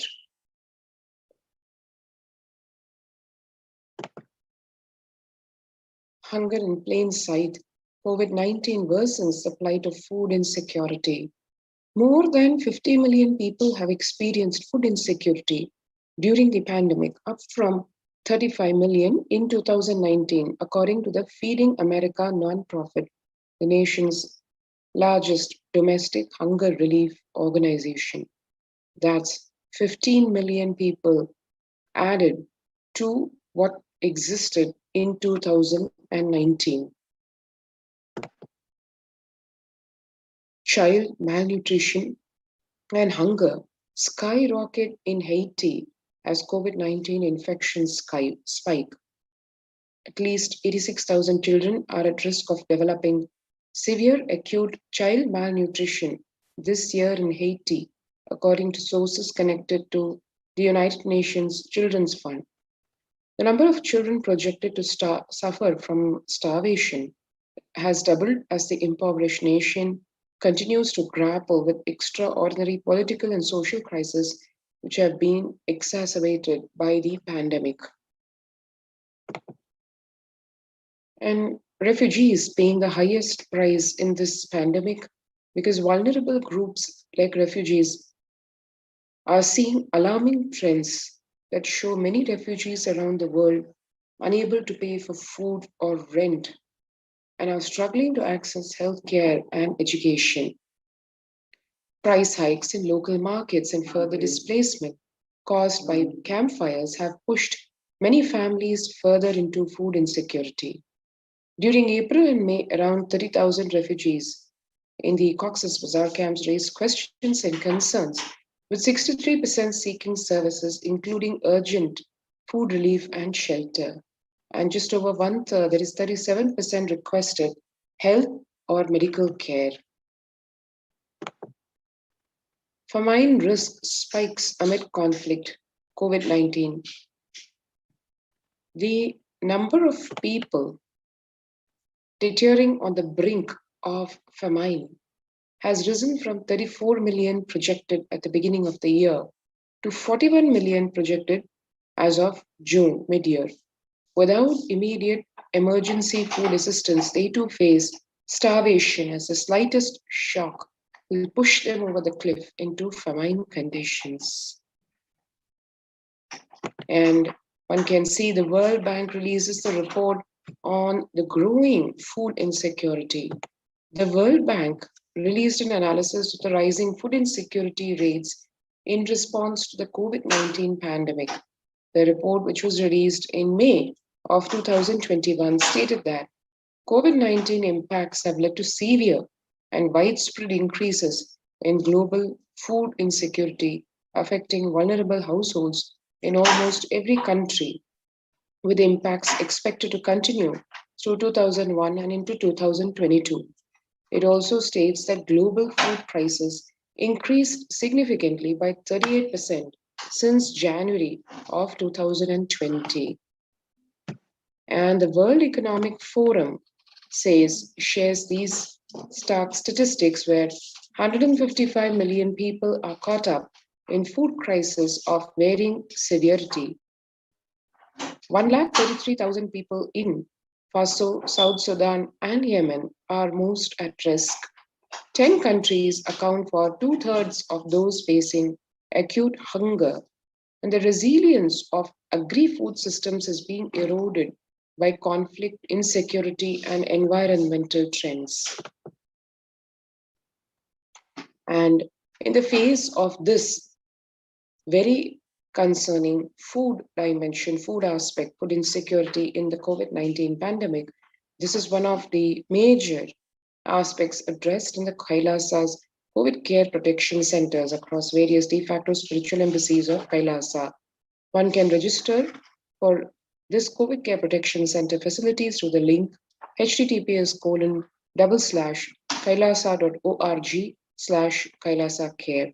Let's take a few seconds now to register ourselves if we've not already registered for the COVID care protection center.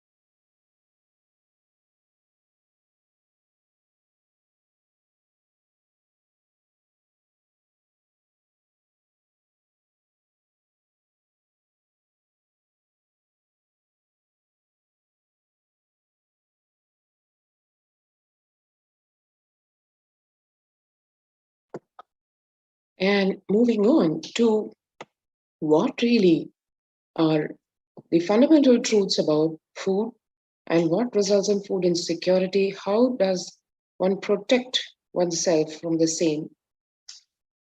These are some of the fundamental truths about food. We become what we eat. What you eat contributes to what you think. What you think contributes to what you cognize. What you cognize contributes to who you are. So what you eat directly affects who you are, and the Supreme Pontiff of Hinduism, BHAVA Nithyananda Paramashivam, hence makes the statement, you become what you eat. What is in your plate matters because that is going to become you. Violence-based food derived from killing animals and life-negative, chemical-based toxic food both harm the system equally. Organic vegetarian food is not just for health.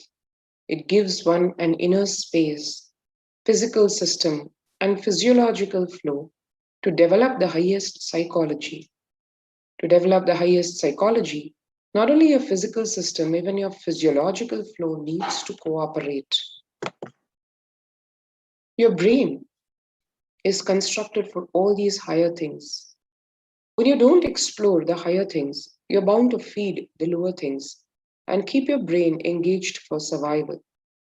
If you don't explore the higher dimensions of consciousness, you will force yourself into the drugs and try to explore the hallucination, imaginary, illusory dimensions of the universe. Vegetarianism as a lifestyle. The human body is naturally designed for vegetarian food. The inner mechanisms like feeling, thinking, words, everything is designed to function with vegetarian food. It's like having a generator which can handle only 220 volts current, or a UPS which can handle only 220 volts current, but it is given 20,000 volts, what will happen? It will get fused. The food, without anxiety, fear, depression, biomemories, if they are consumed by a person, the energy with which they think, the energy with which they utter words, the energy with which they act, the energy with which they feel, everything will be aligned to the natural source of energy. It will be aligned to nature, which is the inner potential energy. So that brings us to what is the fundamental principle of one of the core pillars of Kailasa's humanitarian services, which is Kailasa's Annalaya, which provide free organic vegetarian sattvic meal for all with the simple intention of eliminating hunger from the face of planet Earth. The developmental, economic, social, and medical impacts of malnutrition and famine have a critical impact on the individual, familial, community, national, ultimately on the global level. With the ongoing COVID-19 pandemic triggering an alarming spike in food insecurity, the United Nations have given warnings of famines of biblical proportions. In 2020 alone, 690 million people were estimated to be pushed into food insecurity. The access and availability to organic food has become of utmost importance. Through Kailasa's Department of Agriculture, the Supreme Pontiff of Hinduism, Jagadguru Mahasannidhanam, His Divine Holiness Bhagwan Nithyananda Paramashivam, has committed to the distribution of free organic food to everyone, not just since the beginning of his public life, but from his very upbringing itself. Kailasa's Annalayas, the food bank, established all across the globe, distributes and serves free organic vegetarian food for people of all castes, creeds, religions, race, gender, social standing. And the various 6 Ohms of Kailasa, which provide the humanitarian service of free food with the principle of we will revive the food supply system of Kailasa before you get hungry, food will be ready. Continuous Annadan, I'm not giving any fantasy, it is already becoming reality.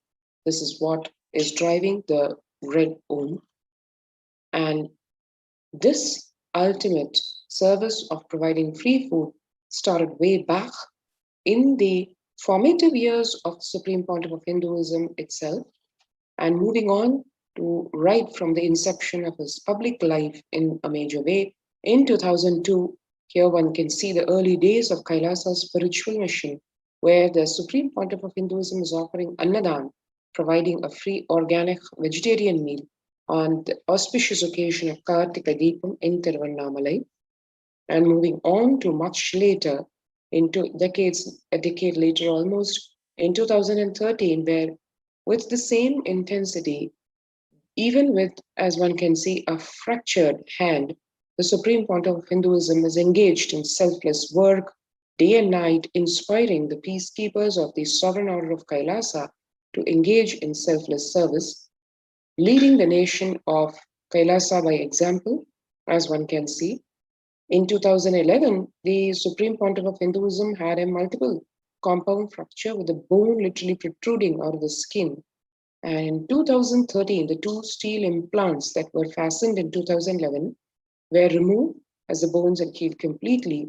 And this picture, as one can see, is right after that surgery.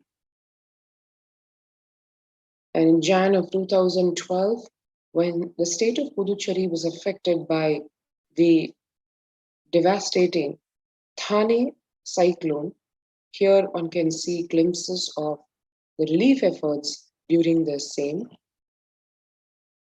People, men, women, children at large, being offered free food by the peacekeepers of Kailasa day and night in a non-stop service. In 2011, the Nithyananda Annalaya inauguration in Tiruvannamalai. In 2005, the Arogya Yoga Health Workshop in Tamil Nadu.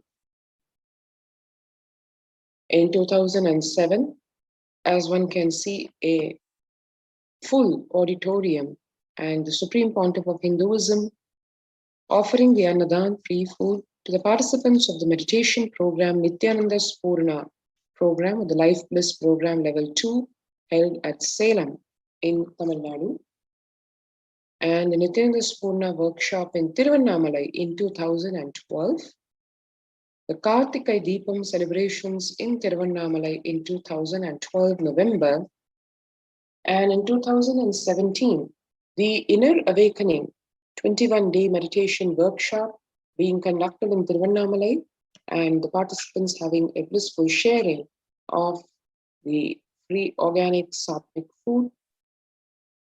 April of 2017, the Kalpataru meditation workshop in Tiruvannamalai.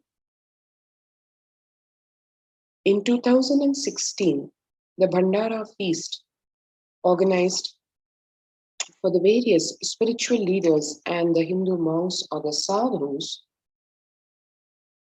And in 2016 April, the Kalpataru meditation workshop.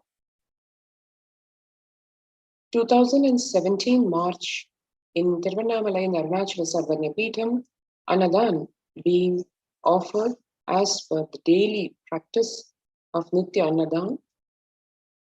And 2019, in the Tiruchengood Sarvanya Peetham, free Annadan, and people lined up to receive the prasada. And this fundamental principle of free food to be offered to one and all being the ruling principle across all de facto spiritual embassies of Kailasa worldwide. So one can see in 2019, the Annadan distributed during Guru Purnima, the traditional celebration of the Guru in Kailasa in Houston. 2016, the Sadashivoham meditation workshop in Adi Kailasa. In 2020, even after the onset of the corona pandemic, the Annadan service continues in the midst of this COVID-19 crisis in Madurai, in the Shamala Peetha Sarvanya Peetha.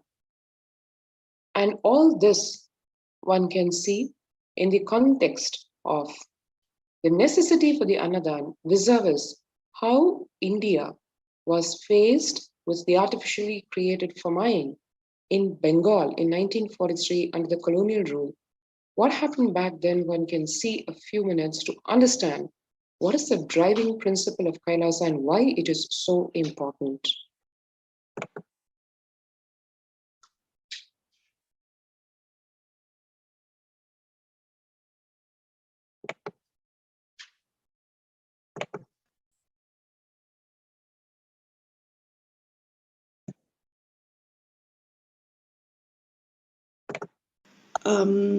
Churchill did several things that greatly aggravated the death toll. India was being used extensively for the war effort. Indian resources, Indian soldiers, and Churchill repeatedly refused to acknowledge the fact that the extent to which India was used could lead to famine. Viceroy to India, Archibald Wavell, called the Bengal famine one of the greatest disasters to have befallen people under British rule, and said the reputational damage was incalculable. During one government discussion about famine relief, Secretary of State for India Leopold Amery recorded Mr. Churchill saying that any aid sent would be insufficient because Indians bred like rabbits. What I found in So one saw there the literally inhuman understanding of humanity and its needs during the colonial rule, where in 1943 to 44, as some of these very ghastly pictures show, in the man-made famine of Bengal, as per existing records, over 3 million people were murdered literally. The then Prime Minister of the world's biggest empire, controlling 1/3 of the mankind, claimed they could not do anything about the people dying of hunger because supposedly Hindus bred like rabbits and the famine was their fault. Contrast this with 2016 Ujjain in the Kumbh Mela, the largest gathering of spirituality that happens across the world, the largest spiritual gathering in the world. The peacekeepers of Kailasa served organic food to over 3 million people, the very same number being starved to death versus the number being fed free organic sattvic food. Peacekeepers of Kailasa, under the leadership of the Supreme Pontiff of Hinduism, Nithyananda Paramashivam, have served more than 1 billion free meals in the past 26 years and are determined to end hunger and poverty in all its forms. Kailasa, with 200 peacekeepers at any given time, can deliver what even one of the biggest countries could not deliver. Reason being very simple, because Kailasa is not driven by war, fear, or greed. It is an enlightenment-based nation driven by just selfless service. The Veda Agamas, the source of the Hindu scriptures, declare Annam Bahupurvita, which means let us produce food in large quantities. Through the widespread distribution and promotion of free, healthy, organic food, Kailasa's global peacekeepers, led by the Supreme Pontiff of Hinduism, serve such that we may achieve food security, improve nutrition, and promote sustainable agriculture globally. Annadan is the vision to end poverty and hunger in all its forms. So, before we move further, if you've not already registered in the COVID Care Protection Center in any of the de facto spiritual embassies of Kailasa in India, take a few seconds now to register through the link below, https://kailasa.org/kailasacare.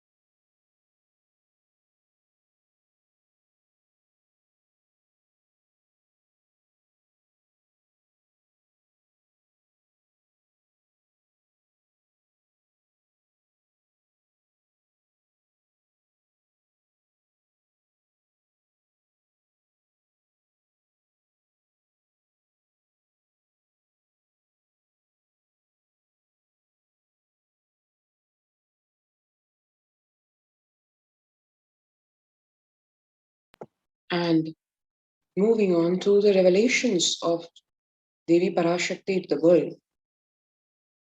I came as Nijavatara. I am blessing you. Listen. People, listen. To do good to all of you, I have taken the form of Nithyananda and came down as Nijavatara. People of India, listen. Carefully listen. Time after time, Bharatam is Jnana Bhumi, where enlightened beings come. We cannot make Jnana Bhumi as infertile. Enlightened beings have to come. They have to live. It has to flower. Few hypocrites, because they are stuck in delusion, we cannot sacrifice the world. Cosmos cannot be destroyed. The ship I did to save cosmos from being destroyed, that is called Adi Kailasa.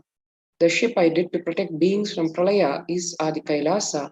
Because of conspiracy of Drohis and enemies' rule, the captain had to leave the ship. Before 12 years, knowing the great deluge that is going to happen, all Aushadhas, by this Guru Purnima, that Jnana Rasavadam, Navapashana is going to flower, allow people to come and take dip in Navapashana flower. People, whoever comes and dips in Vaidisarovar, they will not have deaths, they will not have corona.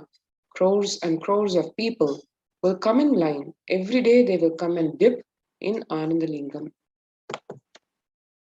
Listen well to my words. For India, I made ship as protection. The Nithyananda Navapashana Lingam in Vaidisarovar. Go to Adi Kailasa. O Indians, listen.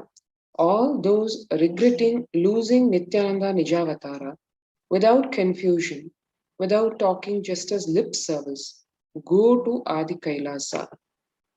Crores of people will come there looking for help, Navapashana, water feast, and medicine to get health and protection and enlightenment. To protect India from the great destruction, I, Parashakti, made this huge ship. Even if captain is not there, ship is there. So one can see when the first world countries closed their borders, including during a massive global emergency, including for food, Kailasa has opened its doors to all without exception. And that includes literally the various de facto spiritual embassies of Kailasa across India. Adi Kailasa in Bidadi, Bangalore, Salem Adinam in Tamil Nadu, Tiruvannamalai Adinam in Tamil Nadu, Rajapalayam Adinam in Tamil Nadu, Puduvai Adinam in Puducherry, Pattanam Adinam in Tamil Nadu, Siragapadi Adinam in Tamil Nadu, Sripuram Adinam in Hyderabad, Madurai Adinam in Tamil Nadu, Avatipalayam Adinam in Tamil Nadu, Hosur Adinam in Tamil Nadu, Baroda Adinam in Gujarat. And as Kailasa rushes to aid India, as India finds itself on the verge of the COVID-19 third wave, multiple free COVID care centers opened across India. Various humanitarian services offered during the pandemic, and Kailasa's de facto spiritual embassies across India. Spiritual services offered during the pandemic, and the cosmic revelations on the global pandemic to support one and all to come through this COVID-19 pandemic.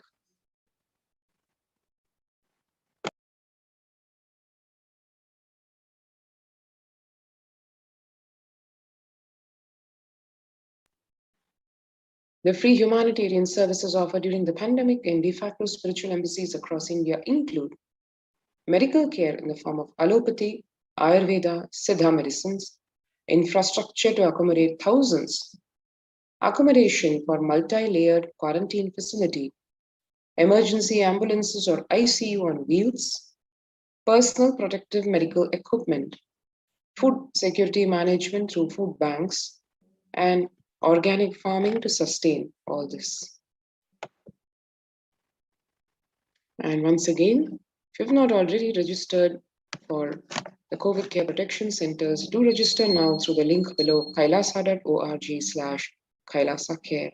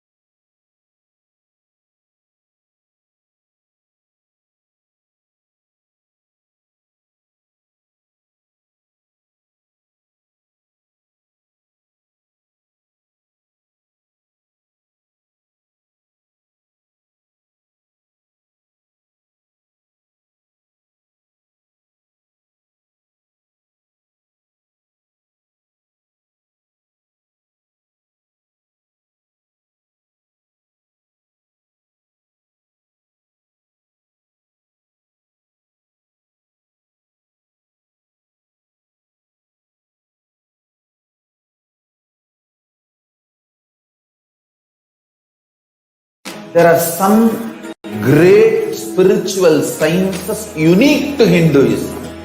Subtle, otherworldly, but definitive sign.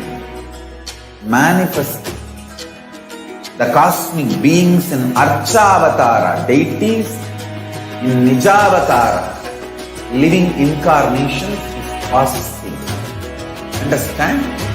Kriya Pada of Vedas and Agamas elaborately explain the whole science of making the cosmic beings manifest in Archavatara, deities and Nijavatara, living incarnation, both. During the BHAVA Samadhi Darshan, literally those cosmic beings manifest through this body. Just like how they manifest in Archavatara, deity, they manifest in Nijavatara, Pratyakshavatara, and give you all the boons you ask, bless you. You see, each God is an independent intelligence to lead you to enlightenment. Each God is a bridge for you to achieve the Shivatva, the ultimate Shiva consciousness. Krishna is the bridge for you to achieve the Krishna consciousness. But the Shiva consciousness, Krishna consciousness, all consciousness is one and the same. Ultimate consciousness only. So that energy itself completely expresses. Just like Radhika, when I see my own sweetness in the mirror, I become eager to taste it.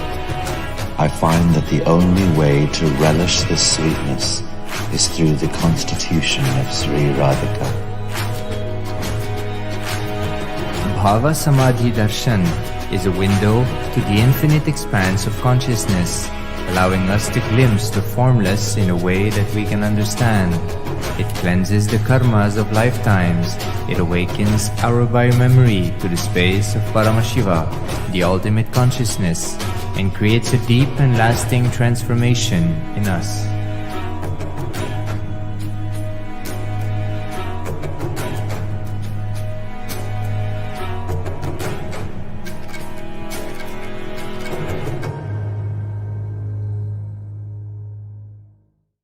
Just be alive for next 3 years. Don't die within next 3 years.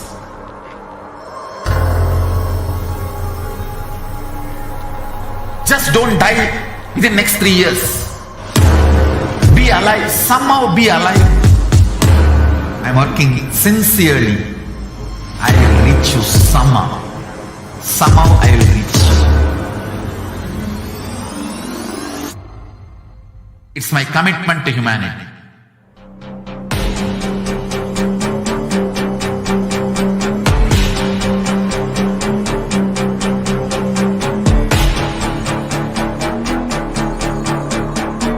Just don't die within next 3 years. I will reach you wherever you are, whichever corner of the world you may be. I will reach you with enlightenment.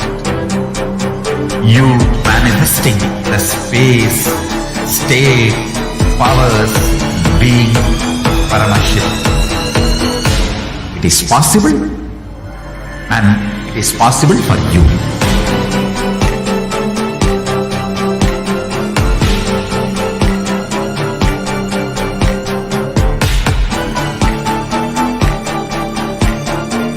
Paramashiva will reach you with enlightenment science. I know he is going to do the job.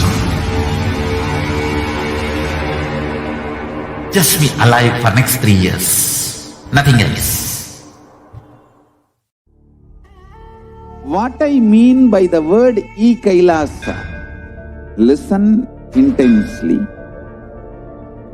Enlightenment ecosystem, literally enlightenment itself, in your own home, wherever you are. If you cannot come to Kailasa, it's okay. Kailasa can come to you. Kailasa coming to you is Kailasa.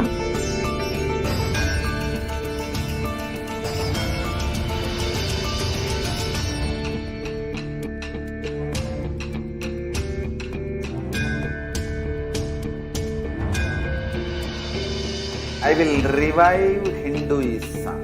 I am a Hindu revivalist, not by any revolution, but by evolution.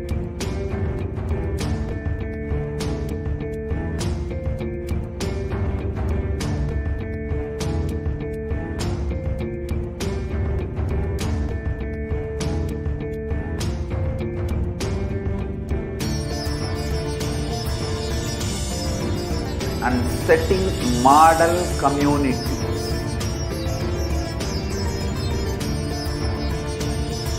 Kailasa, enlightenment ecosystems, Sarvanya Peethas all over the world.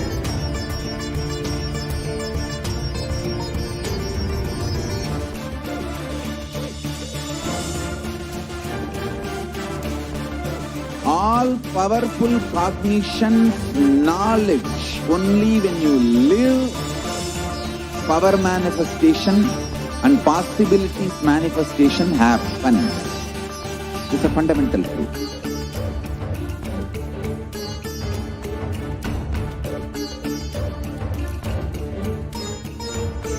Hinduism cannot live exclusively as one sampradaya. No.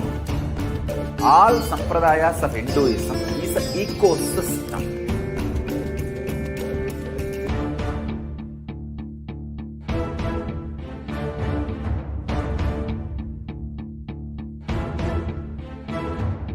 So don't keep quiet thinking that if one sampradaya is attacked, only that sampradaya is going to be affected. All of us are ecosystems.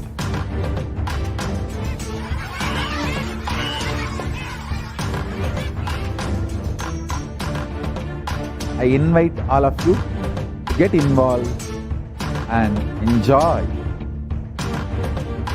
Hinduism by the principle of Dharmo Rakshati Rakshitaha.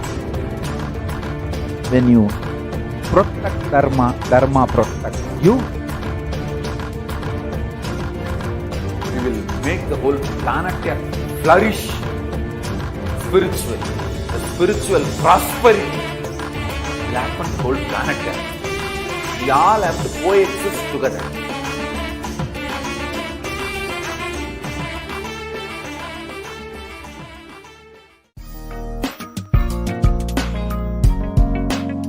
We get you health. We get you ability to build beautiful relationships in your life. We get you direct spiritual support, and we make sure you become wealthy.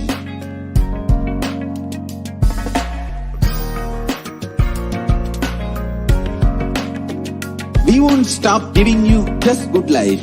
We will literally not stop till you live enlightened life. Manifesting the state of Paramashiva, space of Paramashiva, powers of Paramashiva, being of Paramashiva.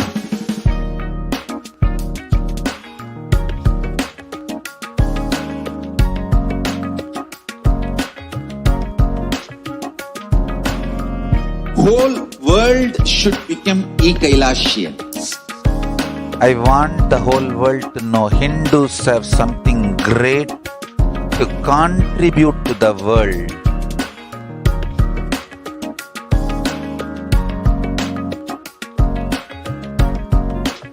We have something great to contribute to the world.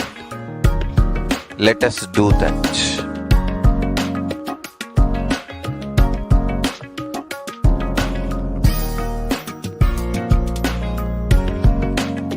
Kailasa is proper customized spiritual service helping you to identify your root patterns of suffering.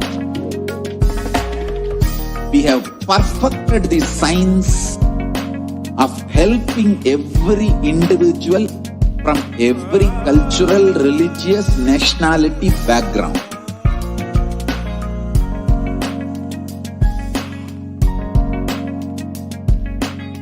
You will have lowest reactionary assumptions, highest awakened response alive response for life continuously.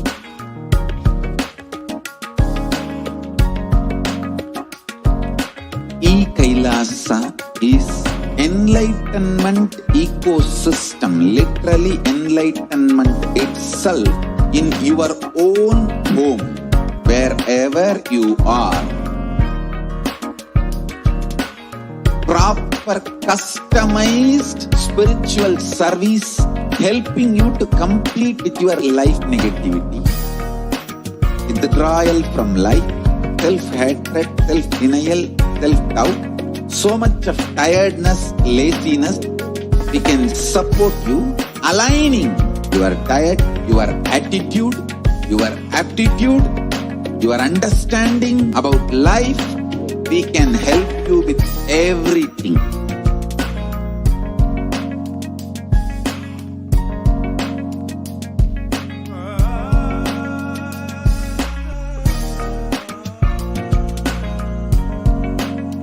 If you are interested in enlightenment, we will immediately bring this to you.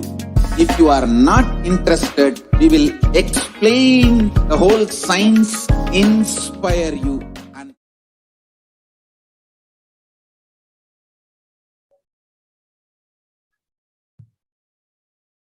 Nithyanandam. So next segment is going to be about the experiences to be shared by the participants of the COVID Care Protection Center in Adi Kailasa Nithyananda Paramashivam. Joining with us is Srinithya Digambarananda Ayya from Mumbai. So Nithyananda Ayya, I welcome you to the show today. Thank you so much for joining us.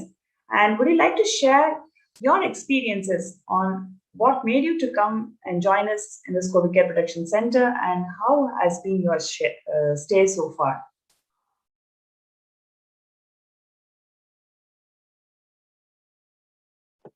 Request you to unmute, please.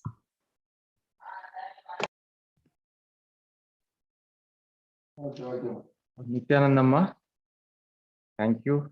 I am very fortunate to be here in the sacred land of Adi Kailash. The land itself blessed by Paramashiva. Just to be here is a great opportunity and a great fortune. So, following the Parashakti predictions by Swamiji, so full COVID care prevention center, Adi Kailash, when it was declared, immediately I came here following Guru Vak. And here it is very different from the outside world. From the day I am here, there is no sign of any COVID, this thing. No word is also not there. Otherwise, everywhere in the outside world on TV, everybody is screaming COVID, COVID. And everybody, and you hear a lot of people being affected. There are a lot of deaths also happening. Now, in the first wave, there were, it was not near us, but now some of our relatives also they have passed away. It is very difficult in the outside world, but it is very peaceful and divine here. Every day is a great beginning. Blessings from Paramashiva. We do yoga in the morning. The freshness is there, induced. And when we go to the temple, that is absolutely divine. The place of Paramashiva, Kalpavriksha is there, and all the deities are live. Now enjoying the Brahmotsava. We are very fortunate to be part of the Brahmotsava going live every day. Nithyanandeshwara Brahmotsavam. And on top of that, Swamiji is blessing with his SATSANG, his presence. It is simply like Paramashiva is here and we are the Ganas, Shiva Ganas here, enjoying the presence of Paramashiva. Very divine, and everybody is enjoying, all nice Kailashians enjoying together. Yes. Wonderful. What are the activities that you guys do as part of the COVID Care Protection Center? Do you want to share your experiences of being in the temple, and what are the things that you're experiencing as part of your COVID Care Protection Center training? Yes, our morning spiritual routine is very strong. Morning yoga. Then after that we have neem juice, and then the detox specified castor oil we are taking, and at night haridaki. And then steam is also given as per it. Immunity is very strong here, especially the morning spiritual routine we are doing. That is immensely boosting our immunity. We feel the freshness in our bodies. So it is so fresh and strong that we don't feel that any COVID can ever touch us. It is the liveliness here. Not only each and every person is so lively, and they are so engaged in different projects, different fields. Some are doing Gurukul work, some are doing some mechanic repairing work, some are doing some gardening work. In all these activities, they are so busy and live. At COVID, that the strength and immunity which is freshness induced, we don't find any distance or any happening that COVID can ever touch us. That is not in the minds at all. It is completely lost. Great, Aya, great. I wanted to ask you, yeah, you're from Mumbai, and from whatever we have seen in the reports in newspapers, social media, or even from people, we've heard quite a lot in terms of impact due to COVID, specifically in the metro of Mumbai, given the dense population. Wanted to ask you, what has been your on the ground experience in terms of how things are in Mumbai, in Maharashtra, in this COVID-19 pandemic? Yes, ma. It is very difficult actually. Though the numbers that since the government has taken out the lockdown, I think they are forced to give proper numbers. So they are not giving the actual numbers, I feel. Because lot of deaths are happening still. And the reported ones, I don't think they match. On the ground, it is actually poor. And though because of the TV reports, everybody has been outgoing now, that they are going and roaming freely. But I think it will spread more because of that. Since August, it is predicted, I think everybody has lowered their guard because of the media reports and government figures. But actually, it is going to be very, very difficult actually after this. Already, there are many people affected. I am hearing someone has, this one has died, that one has died, some relatives, friends. Deaths are happening.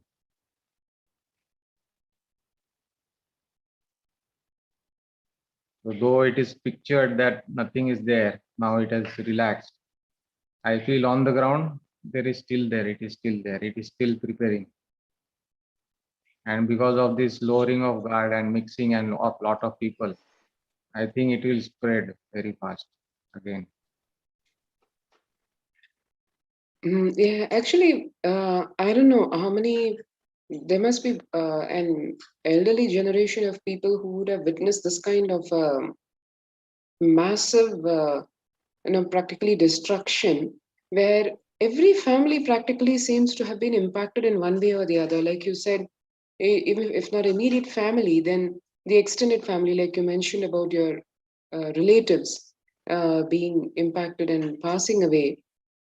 In the recent past, for most of us, even if diseases have taken over a toll where, say, a whole state is impacted or a whole community is impacted, don't think we have heard anything where across a whole state, a whole nation, the whole world, everybody is impacted in one way or the other, either in terms of themselves or their immediate families or their extended families, or as a blanket, the stress and the anxiety and the depression that came along with this COVID-19 pandemic.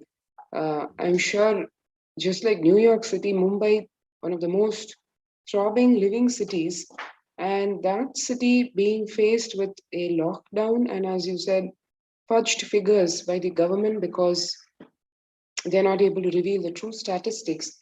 That itself seems to be something very concerning. And I'm sure your experience, having lived so many years in Mumbai, must be the same. I'd like to ask you to share, for the sake of our viewers, that other than what you saw as a physical impact which you shared, how is it affecting people at large, in terms of what you have seen amongst your friend circle, family circle, emotionally, psychologically, economically, in the economic capital of India, needless to say, Mumbai? Yes, yes, Ma. See, actually, the pandemic fatigue is it is happening now. Though everybody they were during the initial period sitting economically also, because Mumbai is the financial capital of the world, of India, sorry. So it is everybody is used to being involved economically, basically. That, and when they are sitting at home during the initial period, they are so now depressed by the pandemic fatigue. So even though they want to go out and they want to start their activities, so even though it is not happening, because this has affected a lot, economy is paralyzed.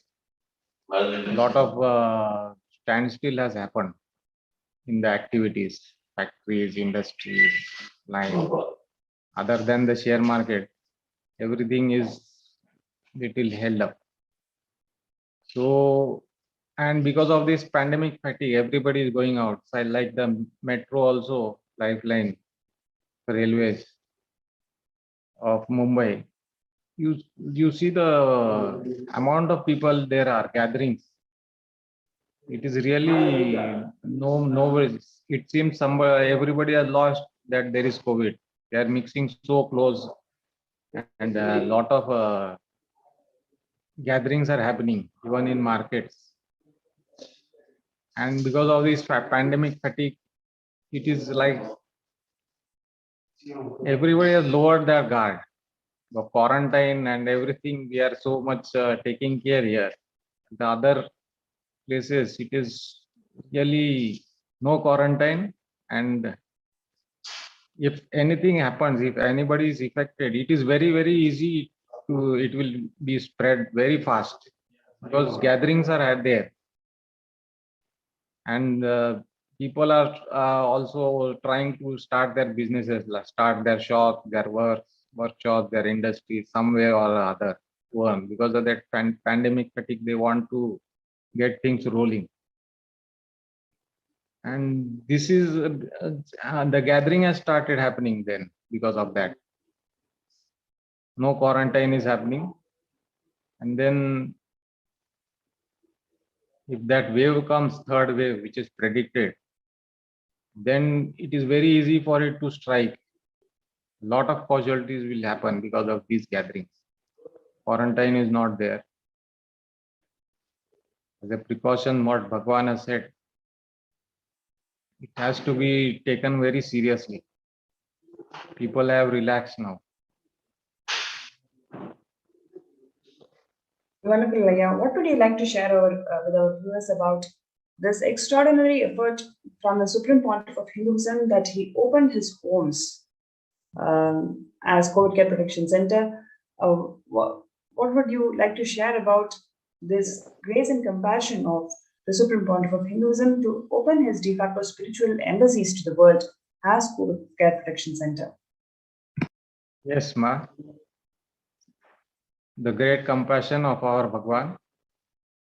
He has opened this COVID care center.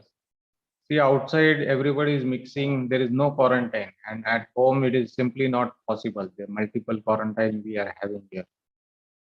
So here there is such a big campus, 100 acres, and all so many trees and nice breeze going on. It is like living in a hill station. Everybody, and you can enjoy. And Bhagavan has given this great opportunity for everyone. You can, instead of the fatigue and the depression of COVID outside, in the outside world, living every day in the tension that it will get to you. Instead of that, coming here in Kailasa, relaxing. It is like taking a holiday in this COVID time and relaxing and refreshing yourself.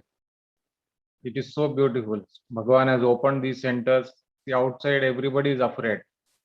And here, Bhagavan is giving you the opportunity to be completely protected from COVID.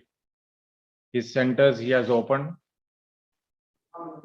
And where there is, I don't think anybody is there who has done this in India. We are the only ones who are blessed to have such a Paramashiva as our Guru.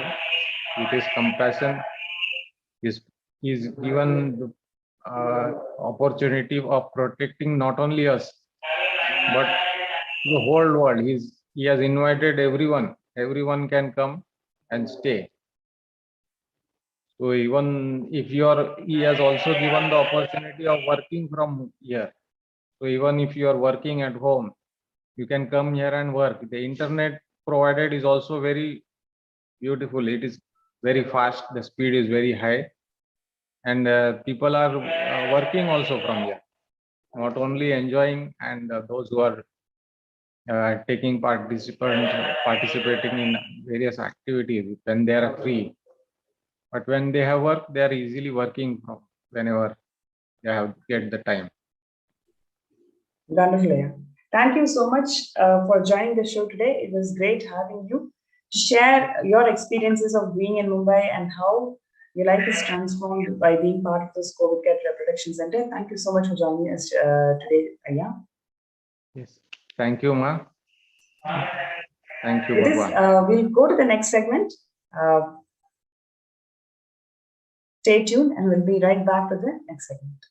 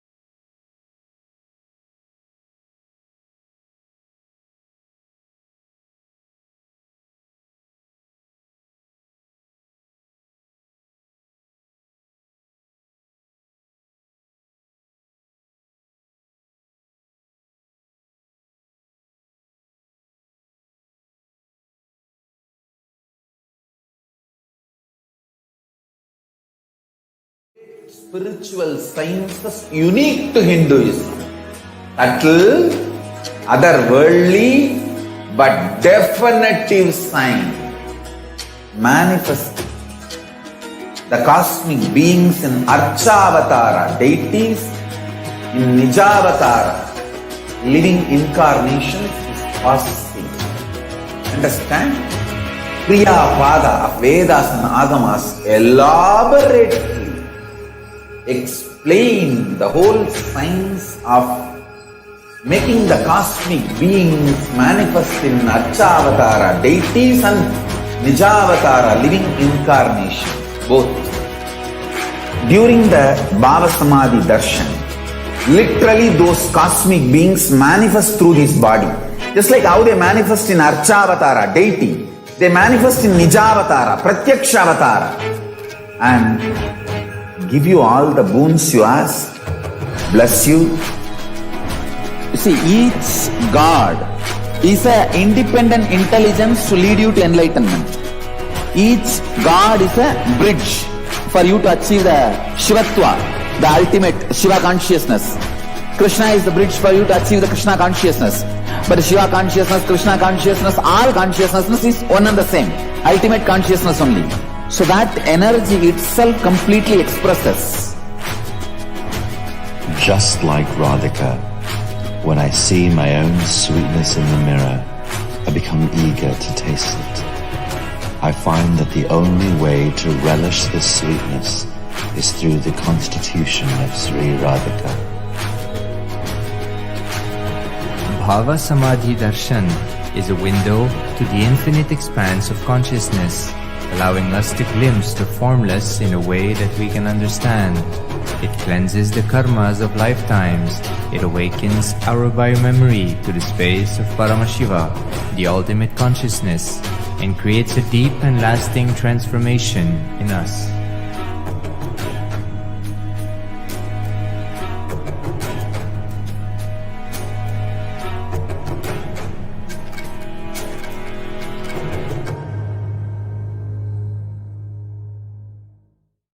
Just be alive for next 3 years. Don't die within next 3 years.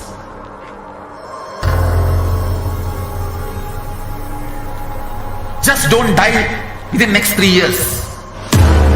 Be alive. Somehow be alive. I'm working sincerely. I will reach you somehow. Somehow I will reach you. It's my commitment to humanity.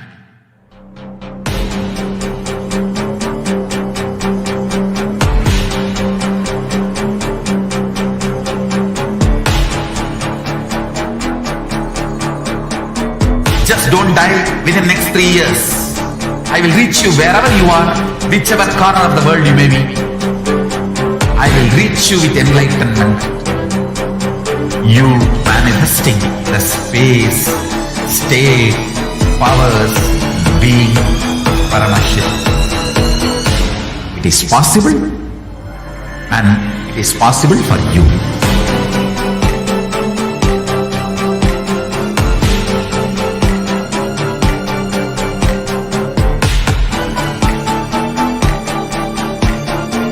Paramashiva will reach you with enlightenment science. I know he is going to do the job. Just be alive for next 3 years. Nothing else. What I mean by the word Kailasa, listen intensely. Enlightenment ecosystem, literally enlightenment itself, in your own home, wherever you are. If you cannot come to Kailasa, it's okay. Kailasa can come to you. Kailasa coming to you is Kailasa.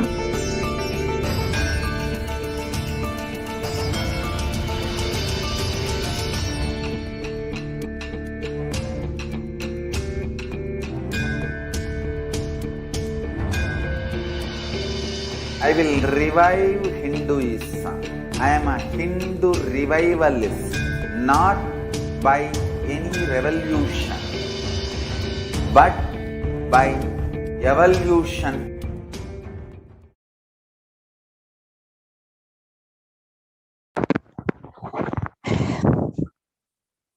Nithyanandam, welcome back, dear viewers.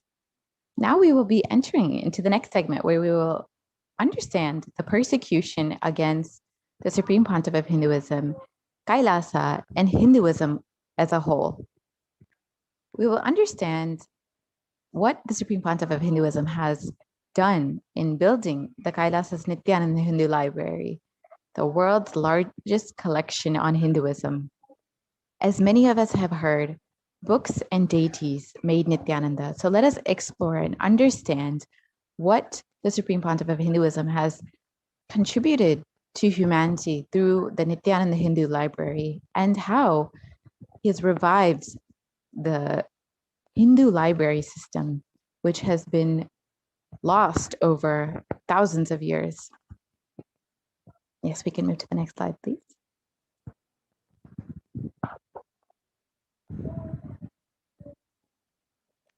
So here's the Shastra Pramana for the Avatar Leela Amrita from Srimad Bhagavatam.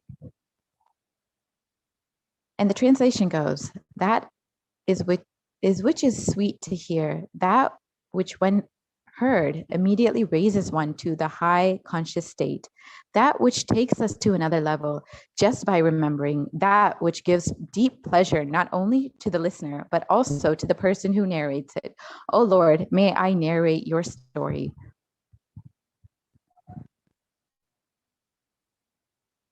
Yes, we can move to the next slide. Arunachala is the giver of the Supreme Pontiff of Hinduism, Jagadguru Mahasannidhanam, His Divine Holiness, Bhagavan Nithyananda Paramashivam. The Arunachala Purana is the epic history of Arunachala, revealed that at that point in time, Lord Shiva made a promise that he will always be available in Arunachala or Tirunamlai in three forms: as the hill, Arunachala; as the Jyotirlingam, the Arunachaleshwara Shivalingam in the temple; and in the form of living incarnations in this holy town of Tirunamlai.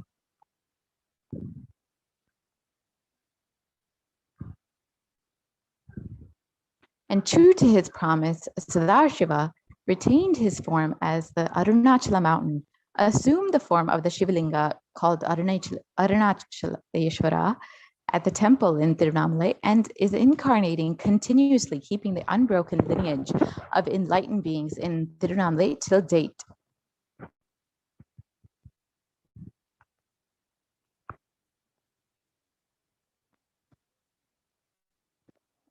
And Paramashiva has promised the distance protection. And in this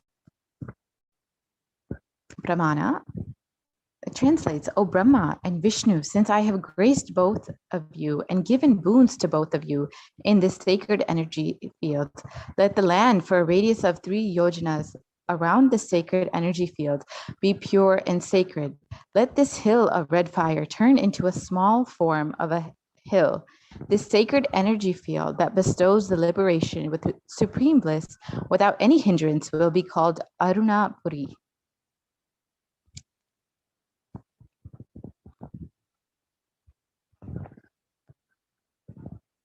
Arunachala is protected even during the Pralaya. The Devas and the Devendra who were in suffering remembered me. I removed their suffering. Hence, I will remove the suffering of birth of whoever remembers the sthala, the sacred energy field. This hill and this sacred energy field will have the features of not getting destroyed even during the time of Pralaya, the deluge. It will lead to the moving and unmoving beings that are there within the periphery of the wind that has touched this hill to liberation. And this is the Purana, the Pramana for how even during Pralaya, Arunachala is protected. And this is from Skanda Purana.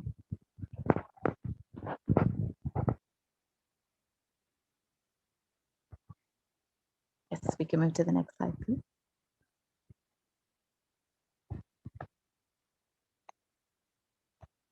And here's the request to Arunagiri to become the linga. And again, the reference is from Skanda Purana, and the translation goes, "Oh, Arunachalesha, the one who has become the hill. People are used to fetching water and offer sacred bath to you, as against the rain, the showers from the sky, to offering pearl garlands to you, as against the stars themselves, to be pearl garlands, to bringing lamps and show lamps to you, as against the sun's rays themselves to be lamp.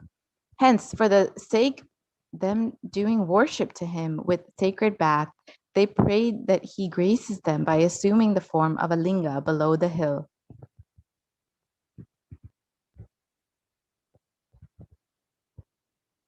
Since this hill is the medicine to remove birth and death, this hill is called medicine. This hill is red in color. This hill is called Arunagiri. When Shiva, the blue-necked blessed, to those who utter his name once in this planet Earth, to them it is equal to uttering the Panchakshara 30 million times. Brahma and Vishnu became happy and bowed down to the Lord and said, I am becoming linga. Worship me with bhakti. Saying so, he disappeared into the hill. There appeared a linga that is adorable by the whole world. They saw that linga and worshipped it, sang in praise of it, and showered flowers on it, became ecstatic, happy, and danced in bliss, and called the divine sculpture called Mayan, and made him construct the temple tower, halls, and beautiful compound walls that cannot be compared with anything. And this is, again, another reference for Arunachala in Arunagiri. And this is the Supreme Pontiff of Hinduism's vision. As he says, my vision is my integrity to you.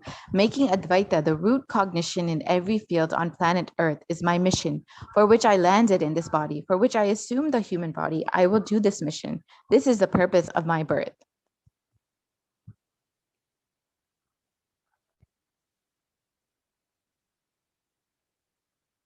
Before landing, I saw very clearly the need of planet Earth that I need to pack. I saw very clearly that it is love and consciousness, nothing else.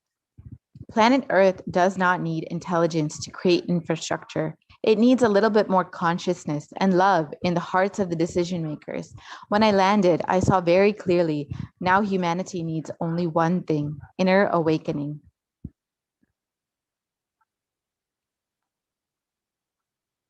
With the authority that I am an incarnation who landed on the planet Earth to give this science, this great science to all of you, I give you all the ultimate secret. Just relax. I will take care.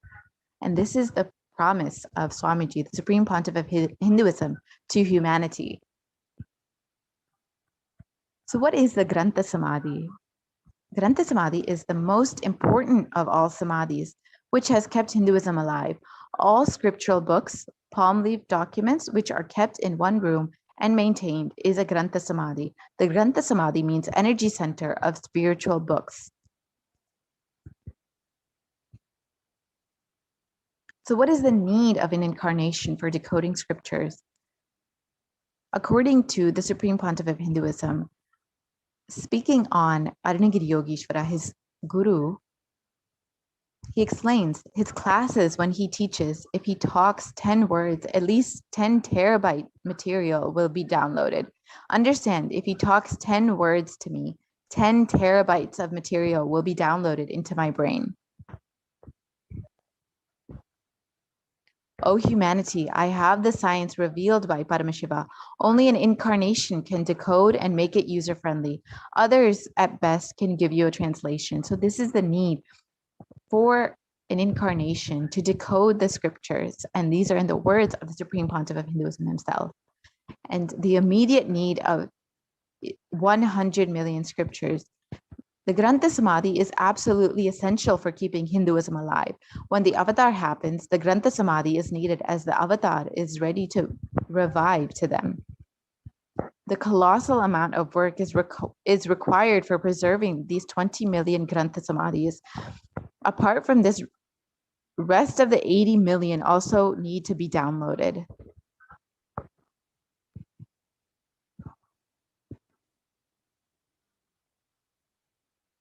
This downloading is possible only when already available 20 million are obtained, and the studied which will awaken seeking inside the practitioner and their bodies will become a suitable medium to download the 80 million remaining scriptures. This revival needs to be done on an emergency basis, while the Supreme Pontiff of Hinduism, Nithyananda Paramashivam, is still in the physical body.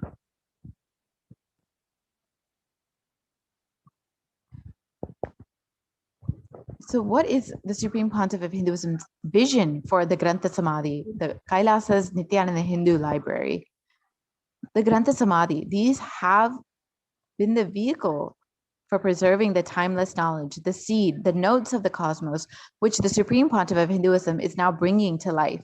The goal of Kailasa's Nithyananda Hindu Library is to create the largest repository, Grantha Samadhi home, to living deities of scriptures, transmitting powerful cognitions to humanity.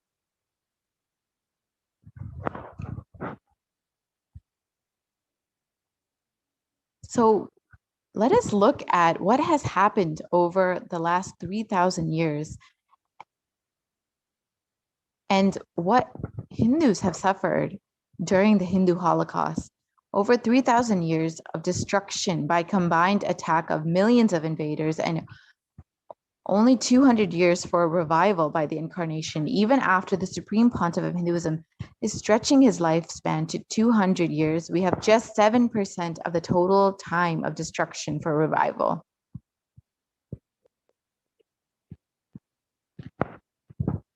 At one point in time, every Hindu temple had a library. And here's the translation of the verse from the Kamikagama, which the Center for the Scriptural Studies, the Vedagama, should be constructed in all the four main directions of the temple, in the corner directions of the temple, in its inner closure, or in the locations recommended for the installation of the images of the Shaiva devotees. So,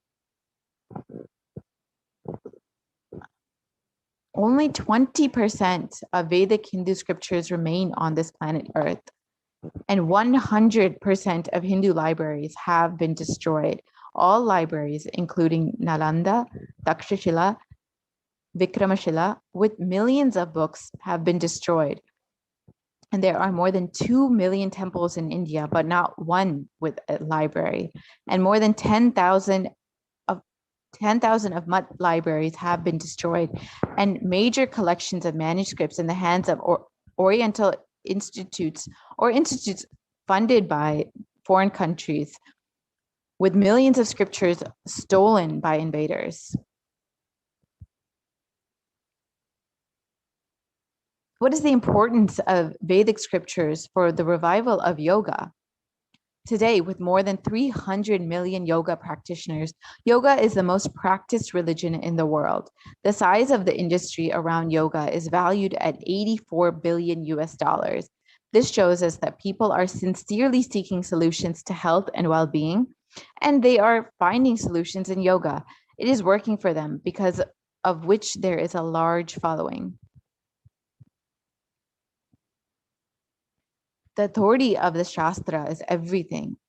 So even though there's such a huge demand for yoga, to get the real desired benefit of the practice instead of the side effect, aligning with the original context and the technique is required. This is only possible through the study and implementation of the Shastras, the scriptures. For instance, although compared to the past 1,000 years, the number of yoga practitioners in the world is at an all-time high. But how many actually realize enlightenment by doing yoga? This shows that in practice of yoga, people are fundamentally lacking somewhere. This can only be addressed by aligning with the source.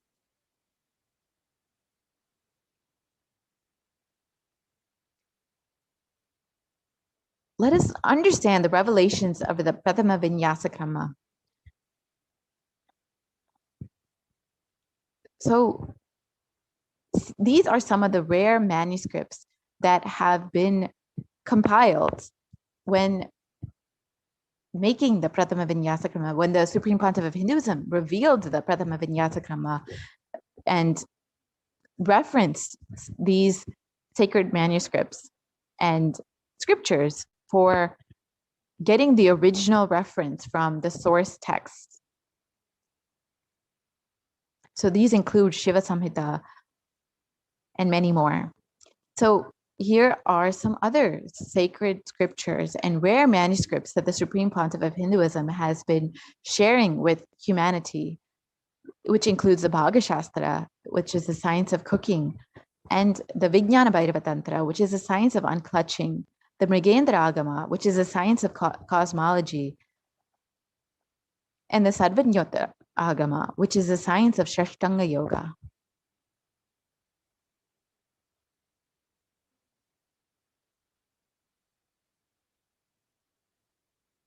So now let us listen to the Supreme Pontiff of Hinduism himself on his vision for a library and what the Supreme Pontiff of Hinduism is doing to revive the Hindu library system.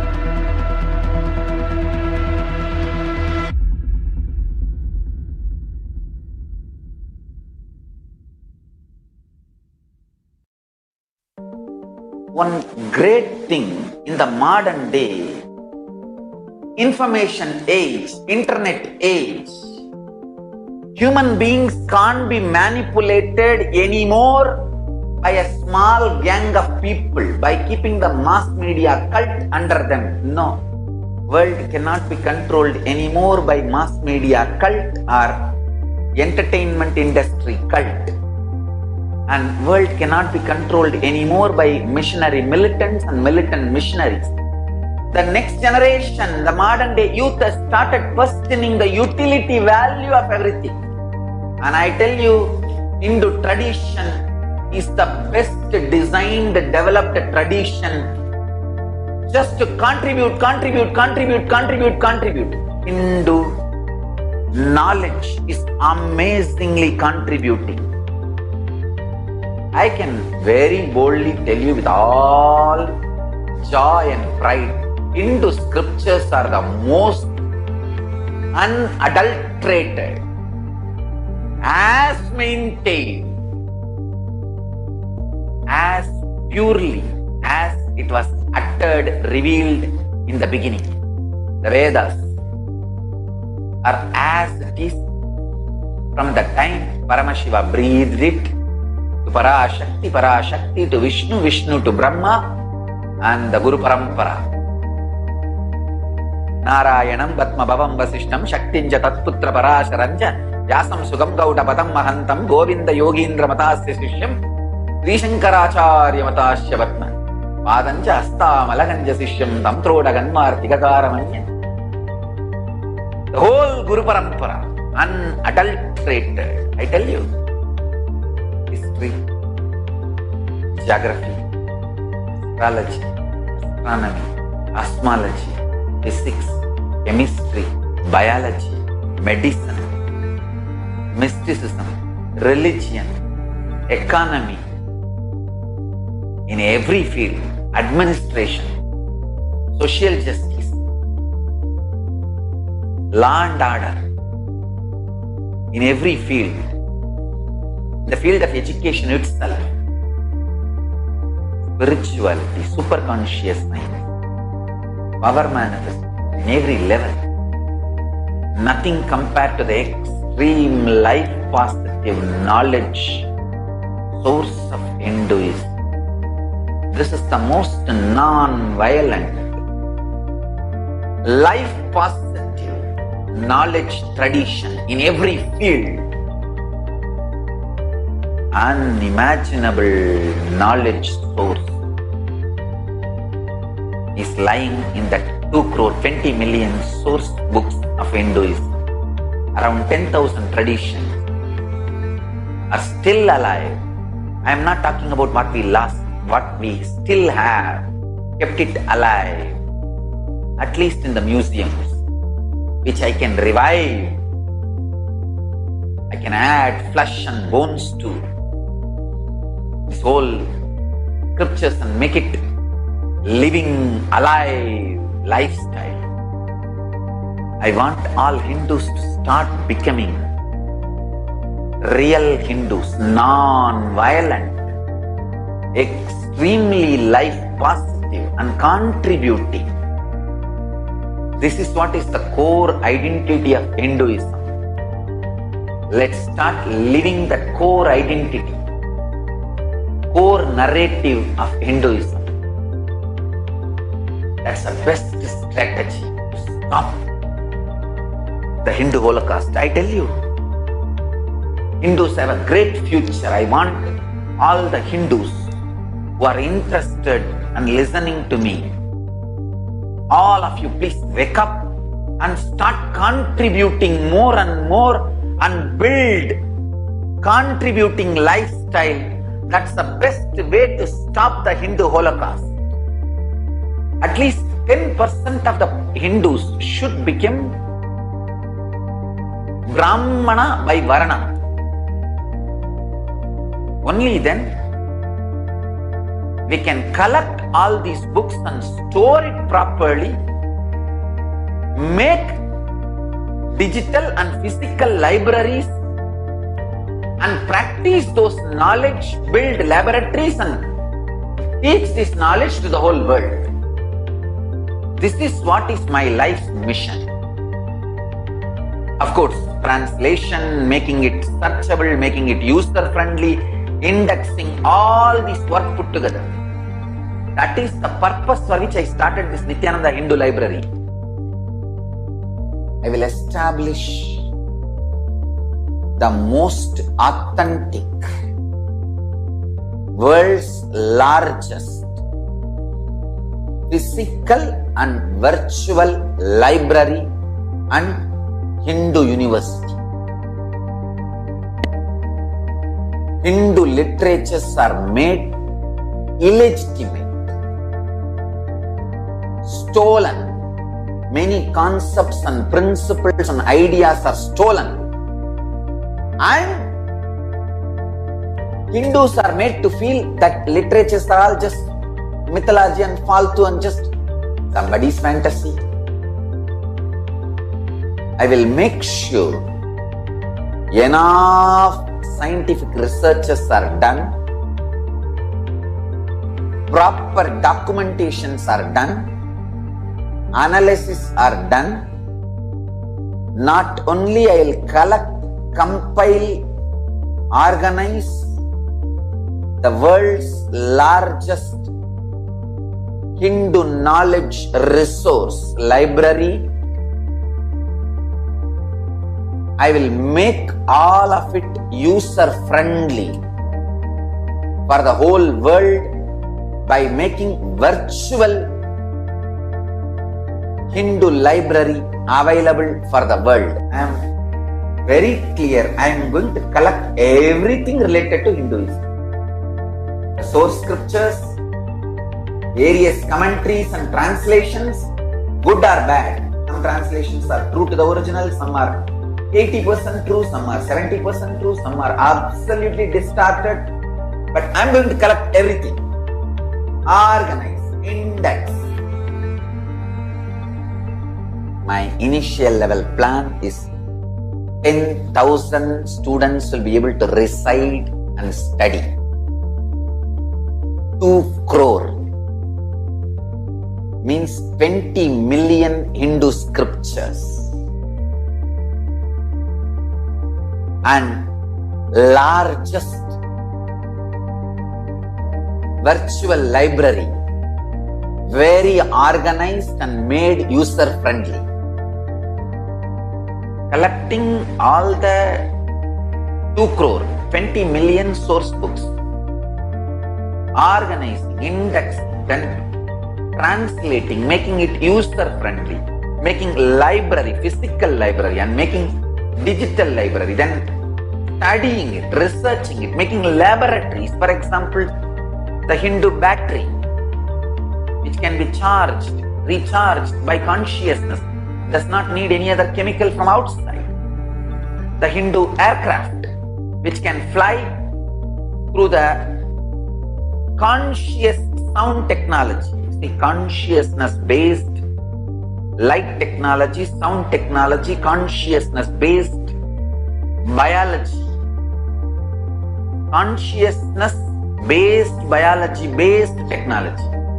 When consciousness starts growing in your biology becomes totally different, and that biology can be used to fly, empower, energize multiple machineries in Hindu tradition.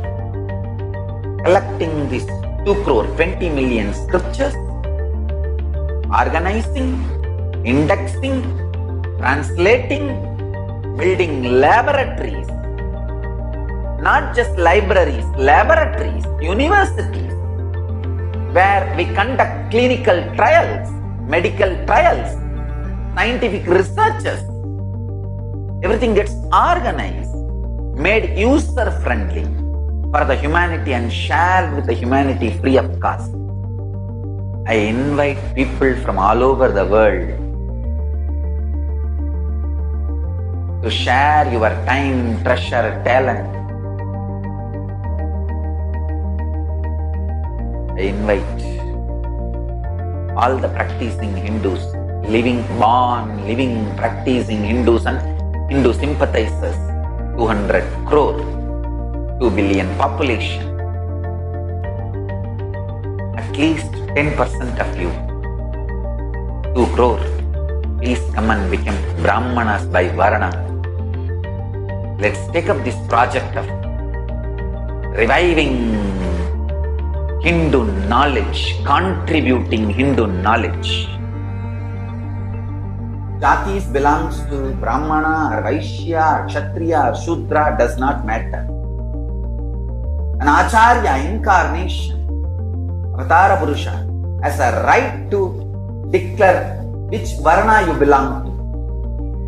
Whether you are Shudra by Jati, Vaishya by Jati, Brahmana by Jati, or Kshatriya by Jati, don't worry.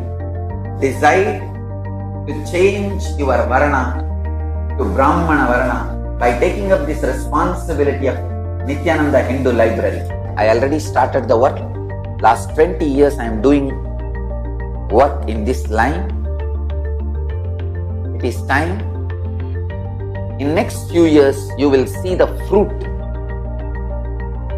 this revival of Kailasa, Nithyananda Hindu Library, it starts. It can never end.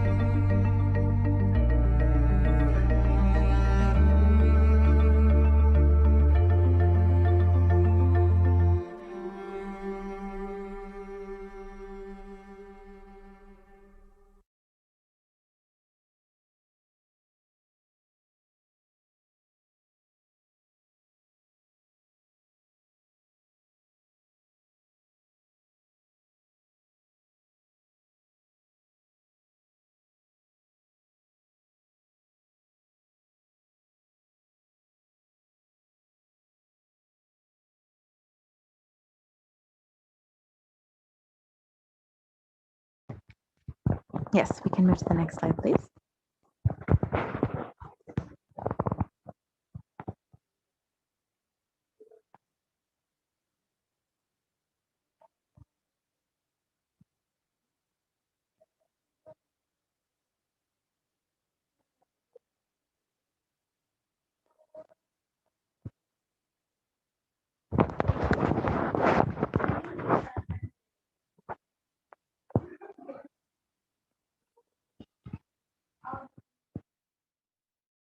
Spiritual sciences unique to Hinduism. Subtle, otherworldly, but definitive sign. Manifesting the cosmic beings in Archavatara, deities in Nijavatara, living incarnations is possible. Understand?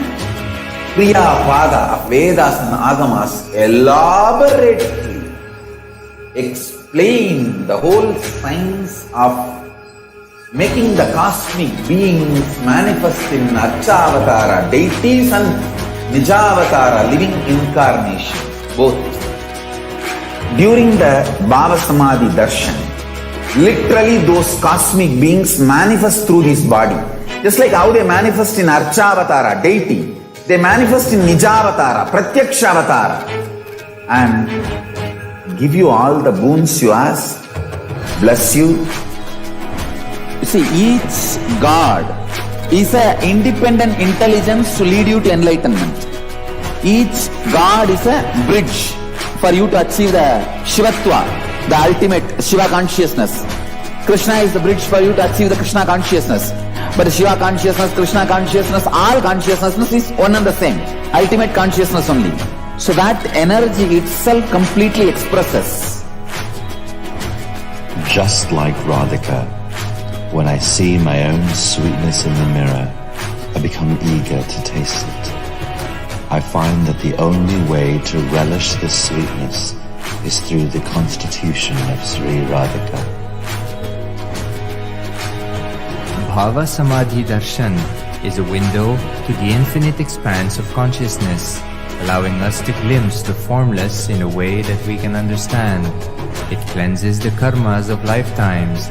It awakens our biomemory to the space of Paramashiva, the ultimate consciousness, and creates a deep and lasting transformation in us.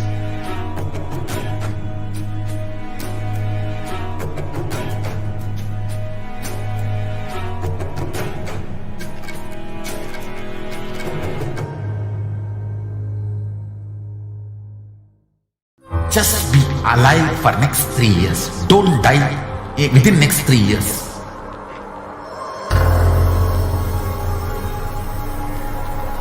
Just don't die within next 3 years. Be alive. Somehow be alive. I'm working sincerely. I will reach you somehow. Somehow I will reach you. It's my commitment to humanity.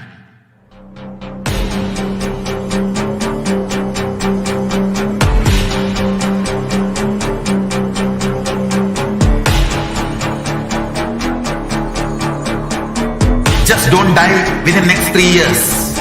I will reach you wherever you are, whichever corner of the world you may be. I will reach you with enlightenment. You manifesting the space, state, powers, being Paramashivoham. It is possible, and it is possible for you.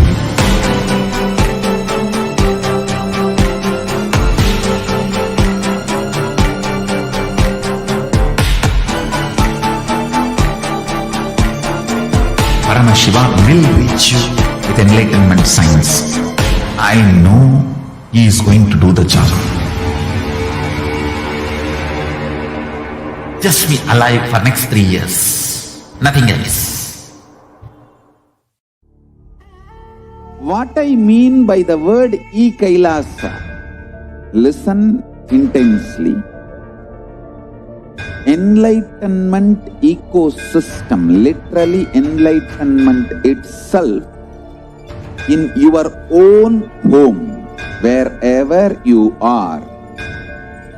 If you cannot come to Kailasa, it's okay. Kailasa can come to you. Kailasa coming to you is Kailasa.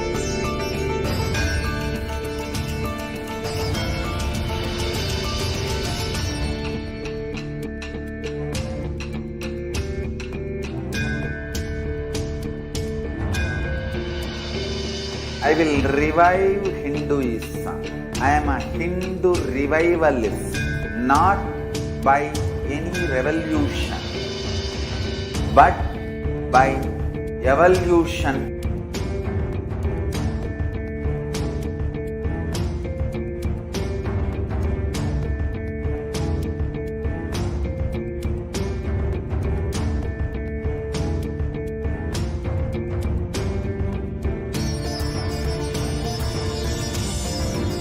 And setting model communities.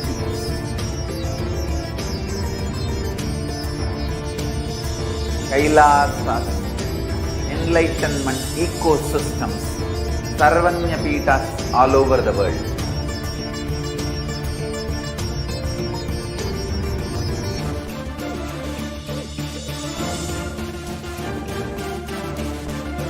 All powerful cognition, knowledge, only when you live, power manifestation and possibilities manifestation happens. It's a fundamental truth.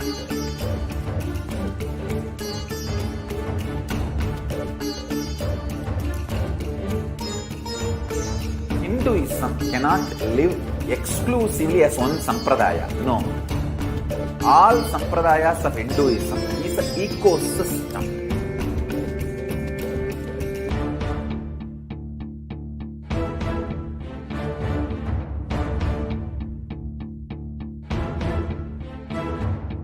So don't keep quiet thinking that if one sampradaya is attacked, only that sampradaya is going to be affected. All of us are ecosystems.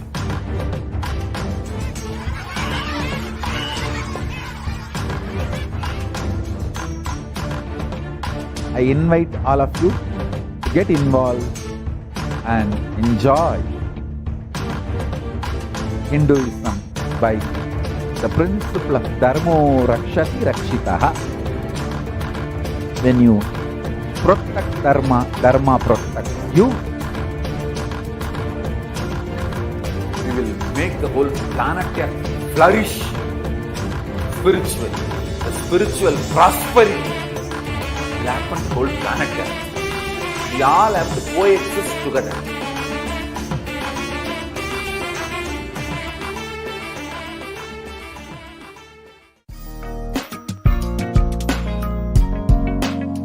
We get you health. We get you ability to build beautiful relationships in your life. We get you direct spiritual support, and we make sure you become wealthy.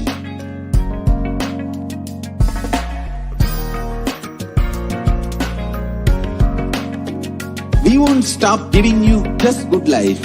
We will literally not stop till you live enlightened life.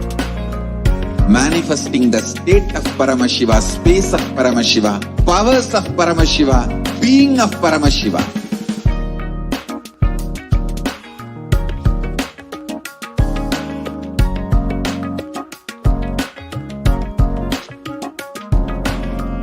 Whole world should become Kailasians. I want the whole world to know Hindus have something great to contribute to the world.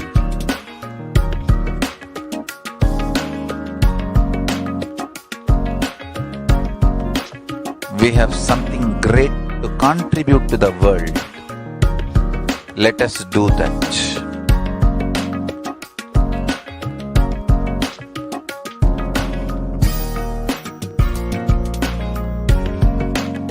Kailasa is proper customized spiritual service helping you to identify your root patterns of suffering. We have perfected the science of helping every individual from every cultural, religious, nationality background.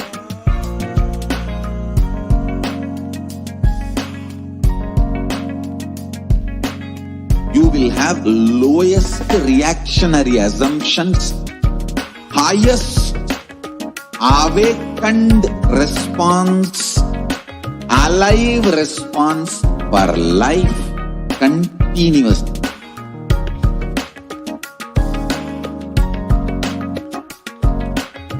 Kailasa is enlightenment ecosystem, literally enlightenment itself in your own home, wherever you are. Proper customized spiritual service helping you to complete with your life negativity. Withdrawal from life, self-hatred, self-denial, self-doubt, so much of tiredness, laziness. We can support you aligning your diet, your attitude, your aptitude, your understanding about life. We can help you with everything.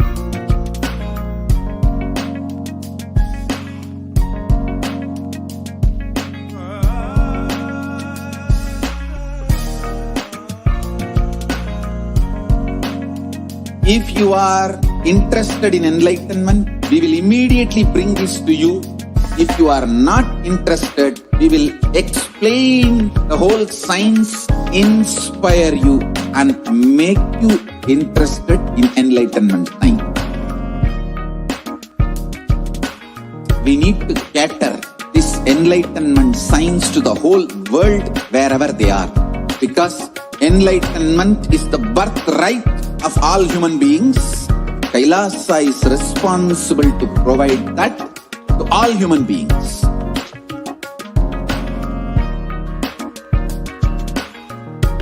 Kailasa is the totality of the knowledge I received from my gurus and practice manifested in my life, perfected by teaching millions of people from all cultures, time zones, backgrounds, genders, nationality, race, from every creed.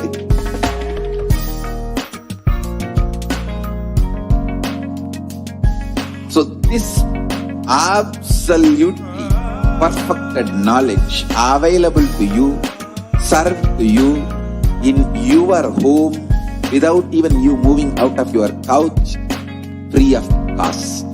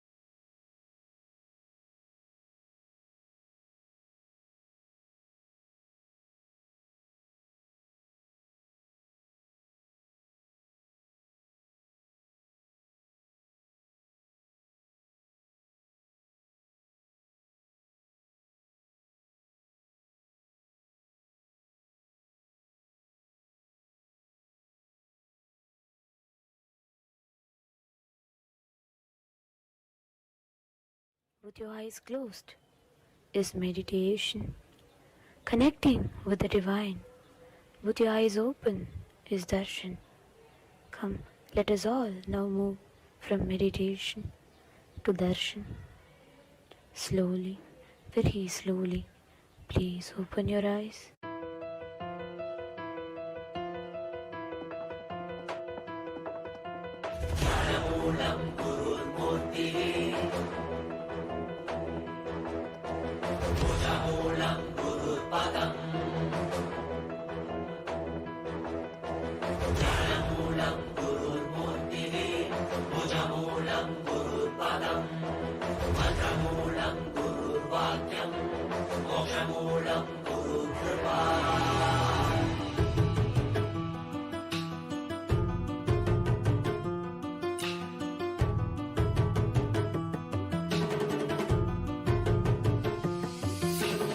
உலகை காத்தருளவே கையிலையில் தரும் நித்யனின் தரிசனம் தன்னை தானறியவே இவை அசைவினில் தீட்சை தரும் தரிசனம் மறைப்பொருளாயிருந்து திரை விலகி திருவடி தொகும் தரிசனம் பிறை சூடிய சடை நாதனின் திருவுரு தரிசனமே மறைப்பொருளாயிருந்து திரை விலகி திருவடி தொகும் தரிசனம் பிறை சூடிய சடை நாதனின் திருவுரு தரிசனமே அவள் வேண்டி வேண்டி திரளான குஞ்சமுவை தேடி வரும் அல்லவா மலை நான்கின் பொருளுணர்த்த நாளும் கண்களுள்ள கையிலை உதித்ததல்லவா பொருளெல்லாம் தேடி உலகெல்லாம் போடி உயர்ந்துள் உணர்ந்தல்லவா பொருளெல்லாம் தேடி உலகெல்லாம் போடி உயர்ந்துள் உணர்ந்தல்லவா உலகை காத்தருளவே கையிலையில் தரும் என் தரிசனம் தன்னை தான் அறியவே இவை அசைவில் தீட்சை தரும் தரிசனம்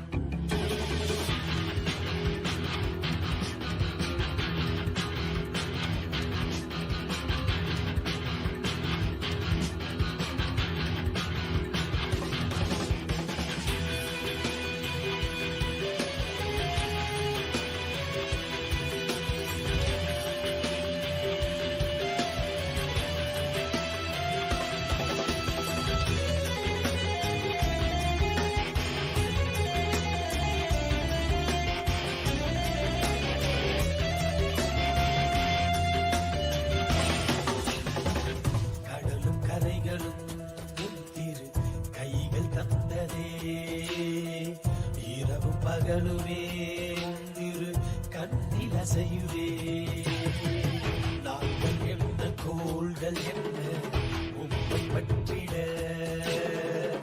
ஏழு புவனங்களும் உம்மை சுற்றிட பொருளும் அருளும் தர மனதின் இருவிலக பரமசிவ தரிசனம் மாயை வென்று விட ஞானம் பெற்று விட மோட்சம் தரும் தரிசனம் பல சித்த புருஷர்களின் ஞானி யோகிகளின் தவமெனின் தரிசனம் அடியும் முடியையும் ஒன்றாய் காண்பதற்கு கையிலையில் தரிசனம் சதுர்வேத கோஷமுடன் நாத கீதங்களின் ஒளியில் தரிசனம்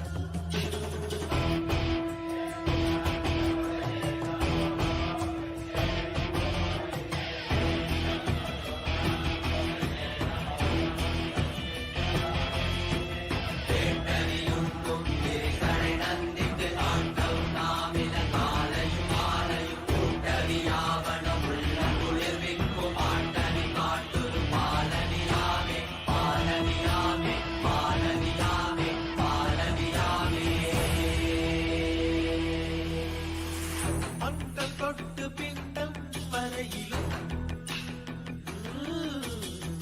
சாட்சியாகும் ஐயன் தரிசனம் சொல்ல வார்த்தை ஏதும் இல்லையே சொக்கநாதன் முந்தன் தரிசனம் நித்யானந்தா நித்யானந்தா நித்யானந்தா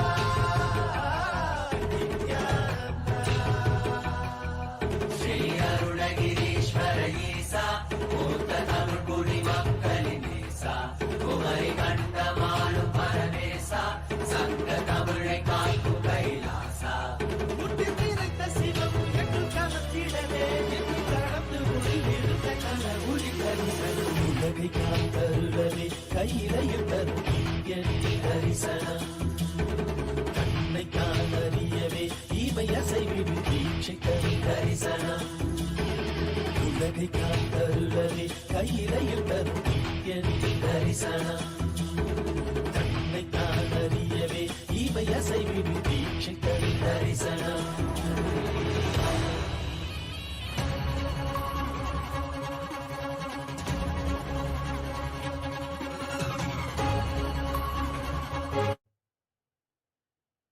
ॐ नित्यानन्देश्वर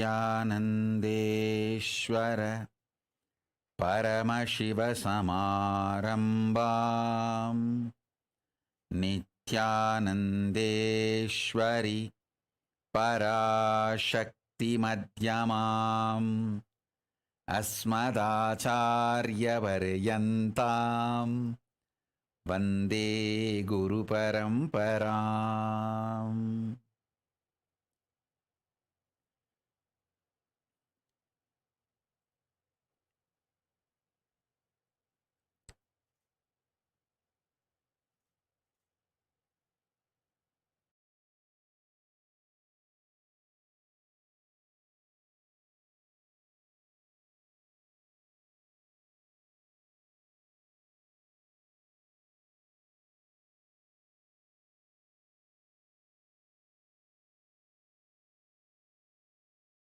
I welcome you all with my love and respects. I welcome all the devotees, disciples, Samajis, Satsangis, Srimahans, Mahans, Tanedar, Kotari, visitors, viewers, Sarvanyapita Yajamans, Kartas,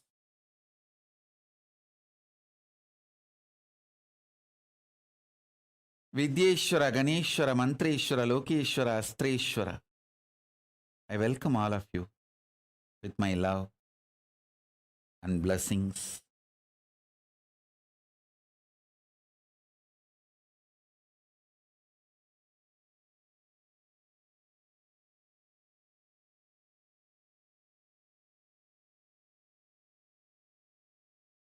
Paramashiva's message from Kailasa.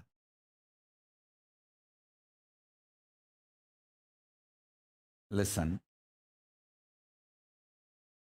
Physics of the conscious sovereignty is all about building body with a spiritual stamina to hold the conscious sovereignty and radiate the conscious sovereignty. Listen. I'm just filled with the Paramashiva space. The me I am experiencing in me is the cosmic me, the Paramashiva. And I also know the me you are experiencing in you right now is also part of that Paramashiva's me, cosmic me.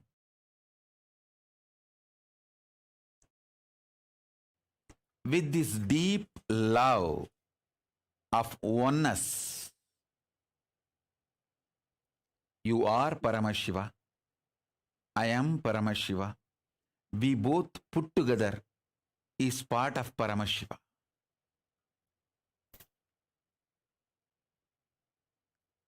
He has filled me, awakened me, enlightened me, manifesting in me with that extreme joy, ecstasy I am sharing with you. Raw, naked truth as it is. as it is.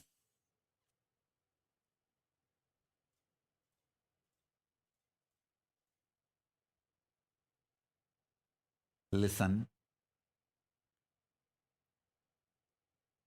With extreme love and compassion, I am sharing it as it is. Listen.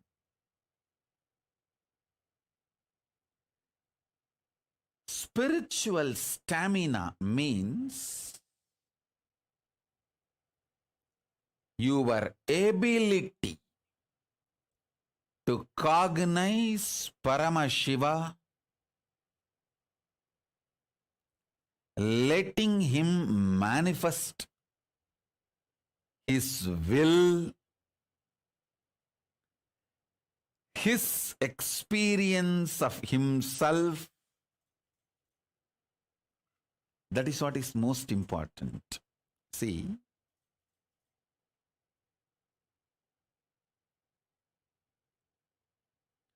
whoever decides to trust my introduction about me, I feel so overwhelmingly loved by them and loving them. Listen.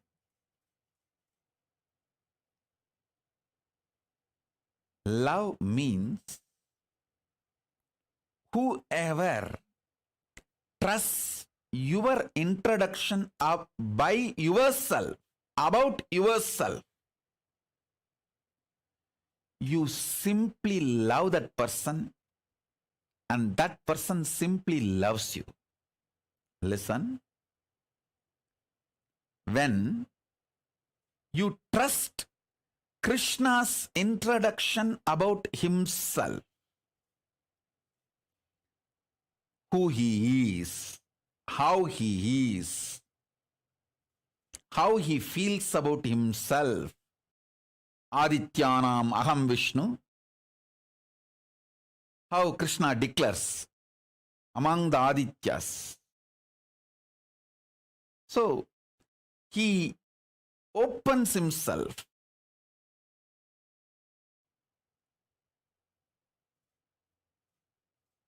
When you feel connected, you decide to feel connected, you choose to like, love, trust what Krishna introduces about him as as himself.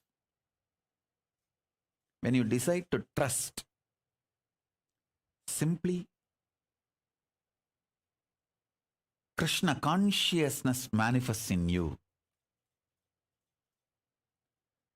If you decide to trust the anti-Krishna gang, abusers, their version of Krishna, how Saguni talks about Krishna and Krishna's sexuality, how Shishubala talks about Krishna and Krishna's sexuality,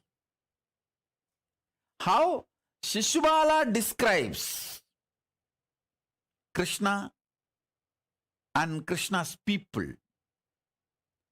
Shishubala may give very valid, logical evidences for your independent investigation. He may have everything to support your independent investigation. The selfie Krishna took when he hugged his gopikas may be available for you.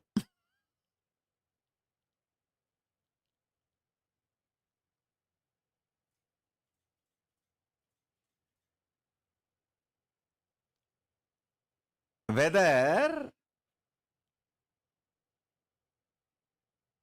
the Shishubala and his culinary gang, the Shishubala gang is able to convince you or not able to convince you,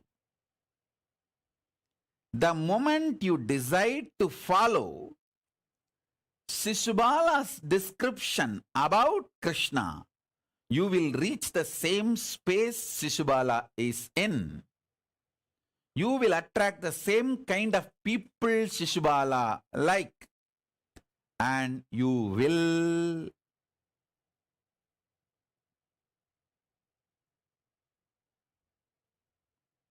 naturally be in Shishubala's gang and die, rot, destroy yourself. Listen. Whom you choose to trust, feel connected, you fall into that gang.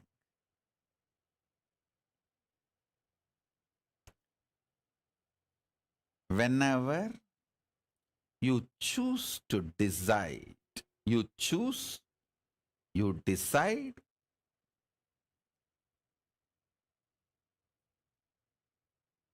to listen about my introduction about me, my definition about me. You enjoy the space given to me by Paramashiva. Now I am introducing me. The me in me is manifestation of cosmic me, Paramashiva Paramburul. It has realized the me in you is also part of Paramashiva. Listen. So sit sincerely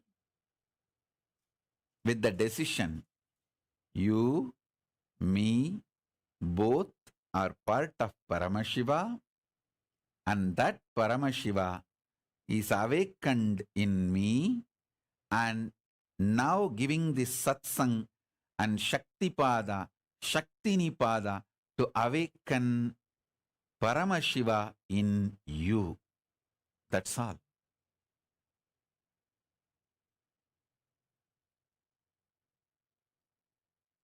This is the exact, precise, truthful, honest introduction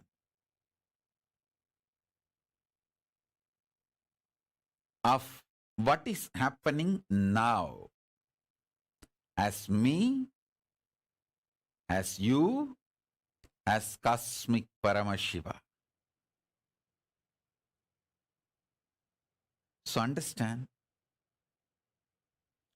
sit with this cognition, whatever I am talking will become reality in you. Whatever I am revealing will become reality in you. So first thing, physics of conscious sovereignty. Conscious sovereignty is the ultimate of life. Physics of conscious sovereignty is building a body with a spiritual stamina. Listen intensely. Listen carefully, deeply.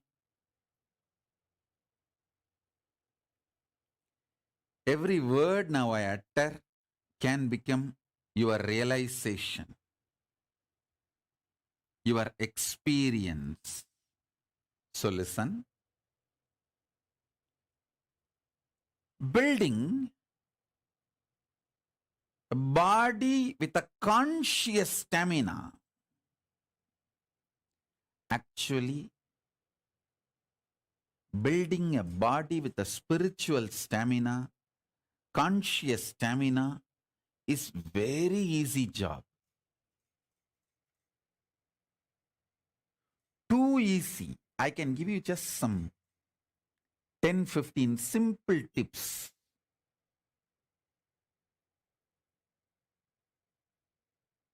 If you start following for few days, automatically you will build a body with a conscious stamina which can manifest Paramashivatva.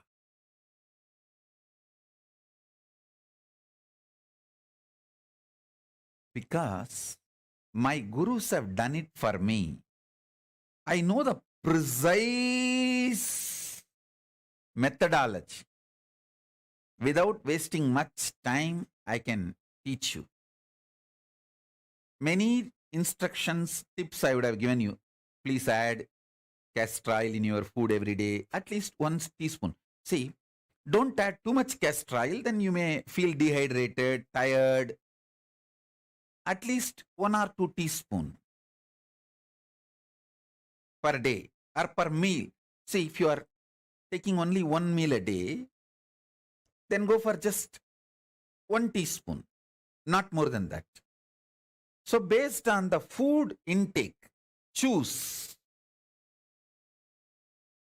These are 2 simple instructions.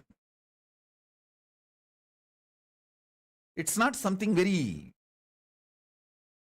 difficult, complicated, very simple. Vegetarian lifestyle, what I claim, that Shaivite lifestyle, most easiest lazy man's method to build a conscious sovereignty spiritual body. Listen.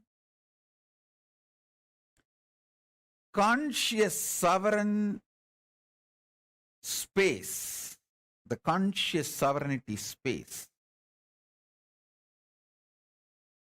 that stamina, body with that stamina,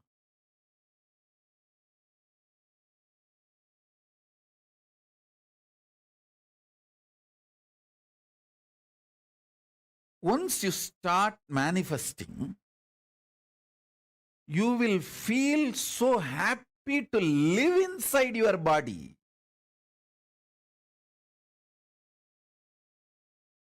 I'll give you 2 simple instructions and few truths to build the physics.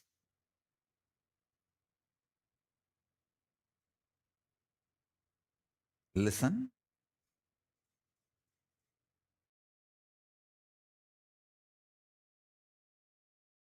Physics of the conscious sovereignty is building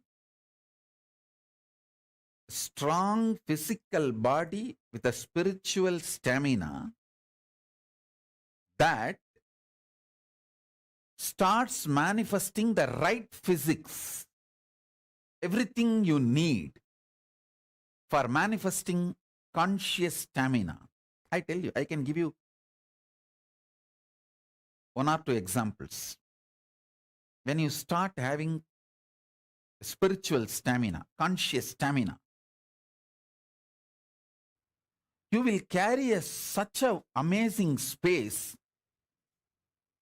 Anyone can ask anything.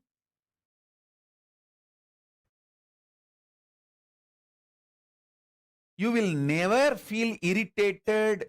You just know you are so happy they asked you. You will never feel demanded. You are so happy. The people come into your space.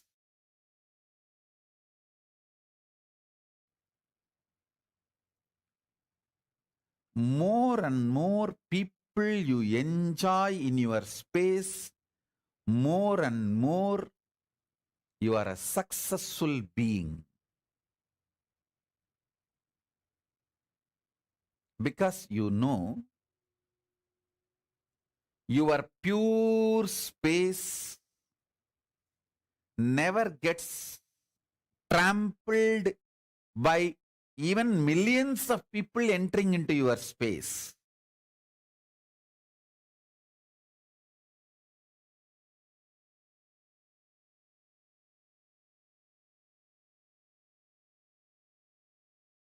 The conscious stamina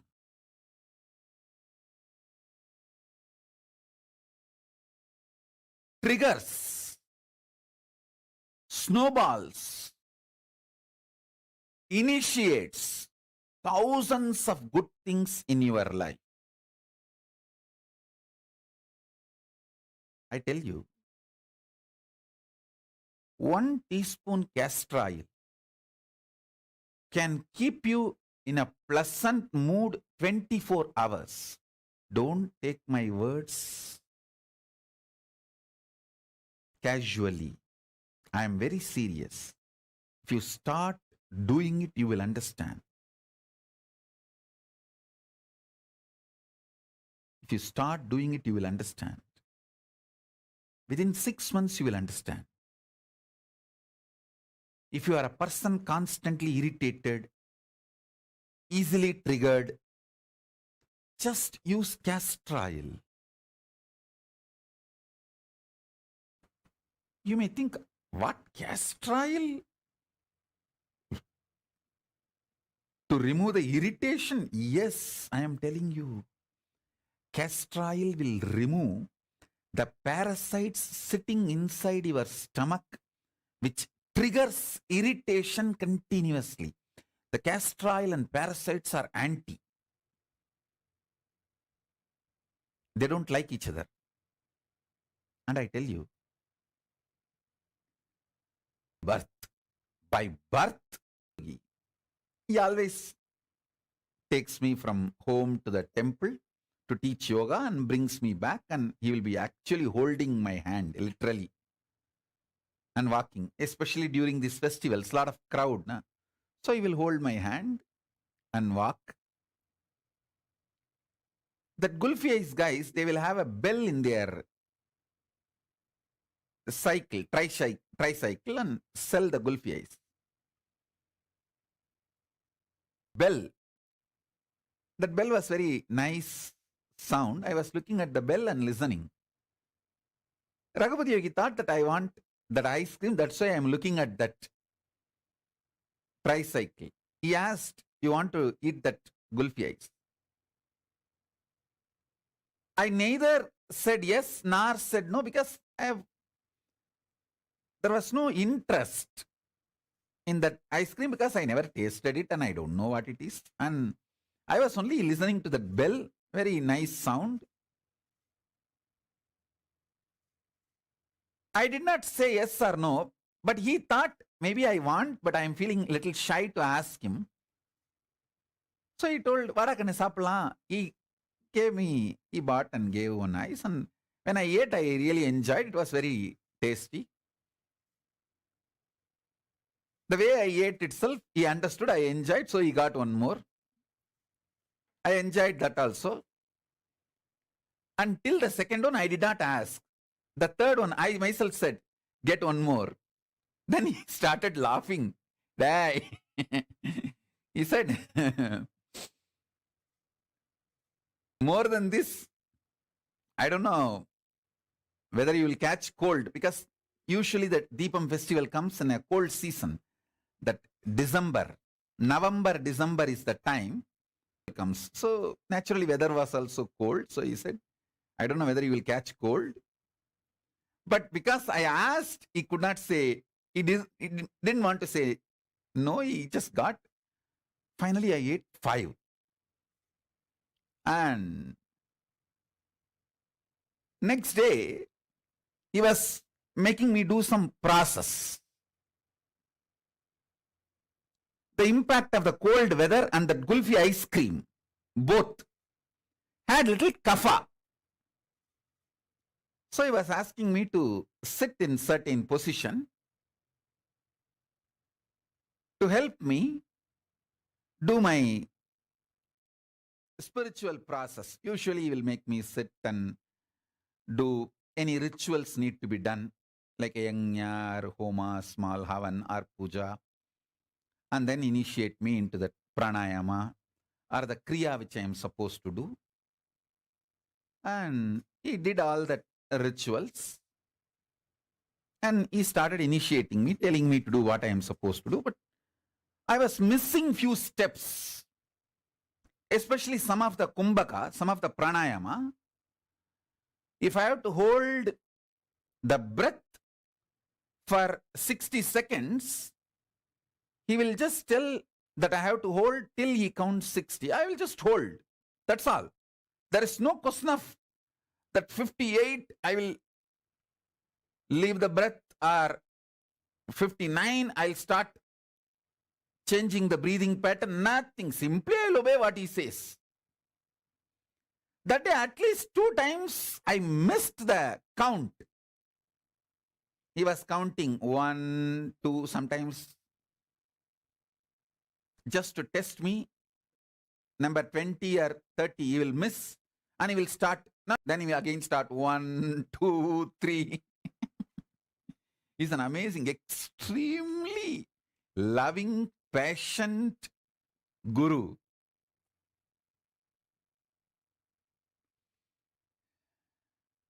I only visualize them, their love for me, their patience for me, the way they worked on me. Whenever I need to work with my kids, this is what exactly I remember. I just hold them in my inner space. That is why I keep all their photographs. And I want all the ashrams to keep all their photographs just for the amount of tyaga they have done. And he was counting, but 2-3 times I missed that pranayama count. The coherence, the number of seconds I need to hold, I missed. Before he completed the number, I released the breath. I changed the flow of the breath. He understood that kapha is inside. 5 gulfi ice cream, that kapha is inside. And he just got the Karsalangani leaf, and a few leaves, and put it in his thumb and put it on my upper palate. Nicely started rubbing with his thumb. The whole pitta and kapha came out through all the 5 holes. 2 eyes, nose, mouth, and through the ears. Through the ears, it won't come like a liquid or solid. It will come like a sound, air. The whole pitta came out. Kapha came out. Then he made me sit. Not only from the pranayama, I could simply see the visualization I am supposed to hold during the pranayama. I tell you, after that, throughout my life, during wandering any time, I never suffered, never took any allopathy medicine for cough or cold, kapha or pitta. Please understand. If you are Ayurvedic doctor, you will understand what I am saying. Pitta makes your mind feel the mental suffocation. Kapha makes your body feel the suffocation. Pitta binds you, chains you mentally. Kapha binds you, chains you physically. Physically means internal organs.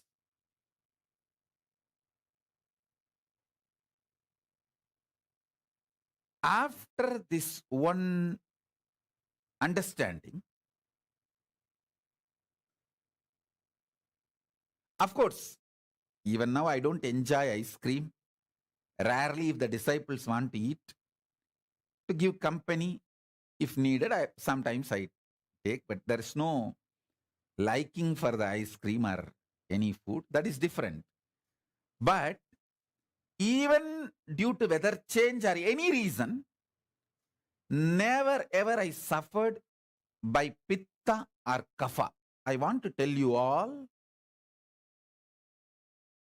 so much of suffering you all go through in your life due to pitta and kapha, and not even know that it is because of pitta and kapha. See, when you feel the suffocation inside your internal organs due to kapha, you scream at everyone. When you suffer the pitta, even you are not sure about your future. Please understand. See, after that, many times I used to do the same. I'll make that karsalangani either as a paste or a powder or some form, just leaf or kalvathila vechi arachi. It means kalvam is a stone, small stone, on that if you keep the leaf and put little water and make it like a paste. In some form, I'll apply it on my thumb and put it on the palate, upper palate. So the whole pitta and kapha will come out. Listen carefully. It's very important. Because the pitta and kapha is cleansed again and again, not only I never suffered the cough, cold and its impact, I always felt very stable about myself and my future decision. Listen carefully. Your pitta is responsible for making you doubt about yourself and about your future. See, many times you feel insecure. Oh, if I take sannyas, will I be happy in Kailasa? If I take up this commitment, will I be happy in my life? Not being sure about yourself, you destroy your life so much.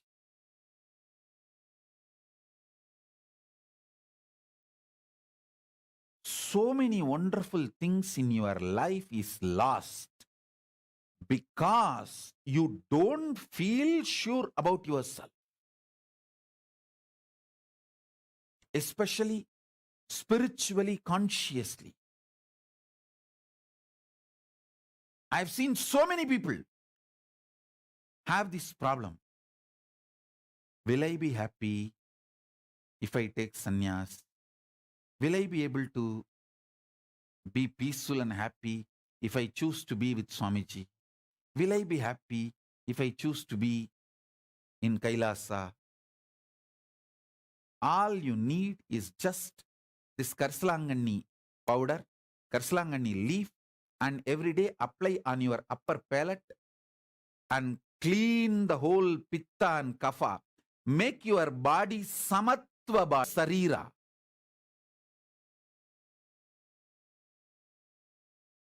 I tell you,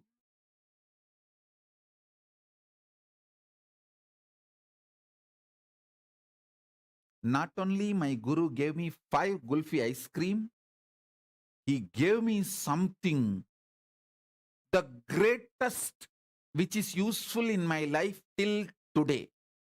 That is using karsalangani and taking out all the pitta and kapha and making me balanced. Listen, whenever your internal organs are strong, your breathing becomes strong. Strong breathing builds a strong internal organs, strong body. Very easily you will build strong muscles.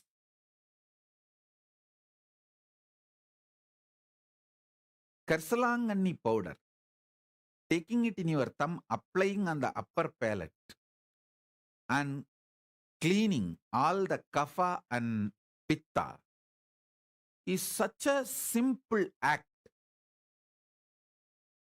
It's not at all difficult. Karsalangani is available even in Amazon nowadays. That powder. And it's available in village home. In India, in every village, you will see Karsalangani, Ponnangani, Murungakira. Add all this stuff in your life every day. Karisalanganni, Ponnanganni, Thooduvala, Murungakkira. Just the simple instruction. I tell you, strong internal organs, when the kapha is cleansed, you get the stamina in your breathing, strong breathing. When pitta is cleansed, you get the strong visualization. You will not have doubt about yourself. When sometimes people tell me, Swamiji, I can't handle, I don't know how to care about how to carry on with my life. I feel like I may have a mental breakdown. This problem is because of the pitta. If you ever had the feeling, oh, I may have a mental breakdown, I cannot handle this, I'm feeling suffocated. If you had this problem, your problem is simply pitta, nothing else. Apply Karisalanganni on your upper palate. Clean your pitta. You will have so much confidence about you.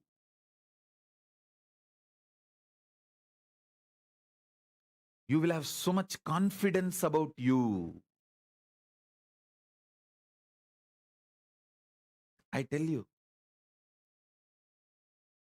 you may never imagine such a simple acts can solve such huge problems in your life.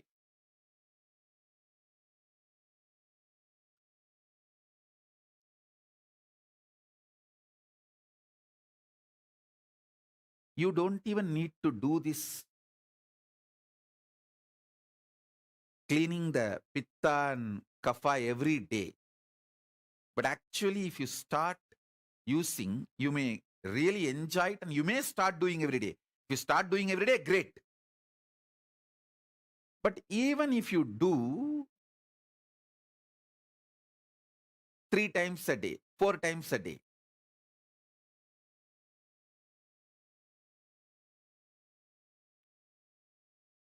you will start feeling so much of confidence about yourself.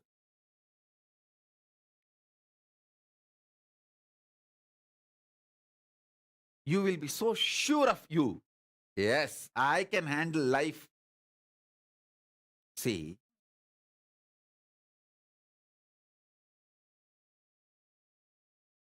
samatvam means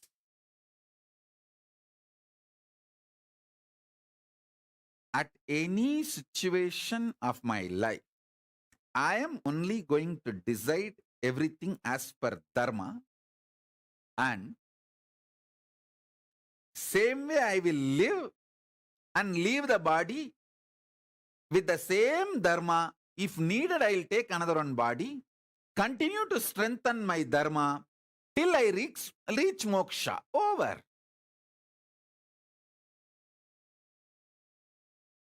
Being sure about yourself,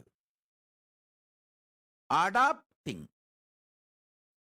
dharma as the strategy for life.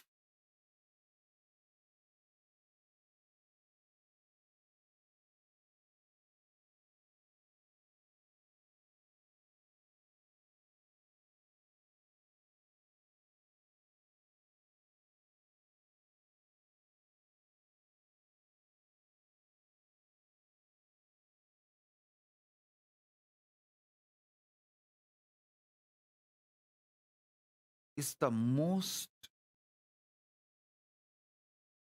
ultimate peaceful decision you can take. Once you decide, come what may, I am going to decide everything, handle everything based on dharma.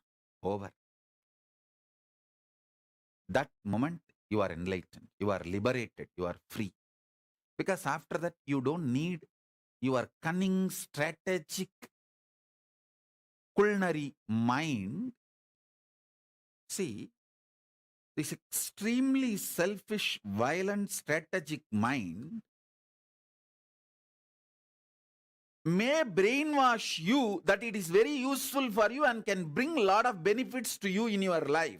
But it takes away your peace by making you doubt about yourself and literally destroys your confidence on you. Listen, if you are a person always strategizes with extreme selfishness, cunningness, calculativeness, and believe that is the best way to exist,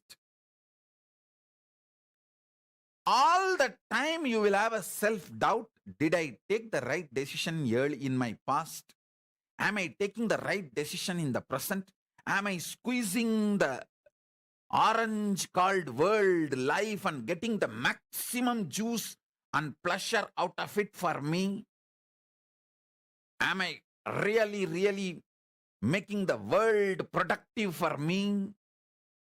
In this constant cunningness, you will burn yourself. And this creates so much of stress, suffocation, suffering inside you. Your whole life becomes cunning strategy, and even you are afraid whether you will be able to retain your cunning strategic existence continuously, because you will be attracting the same type of people cunning around you, and everyone around you also will know that you are a complete cunning strategist. Understand? Then you put yourself in a hell.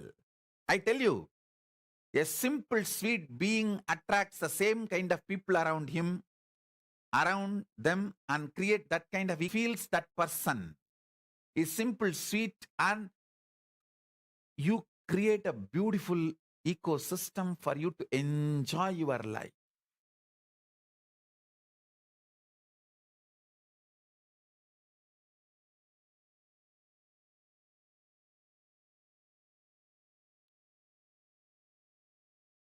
I tell you,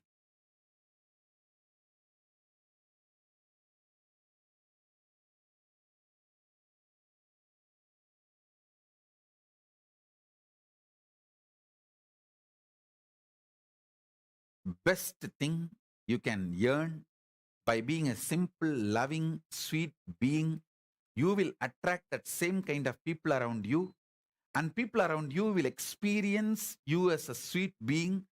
That gives an amazing ultimate protection, completion for you forever. This is the greatest gift.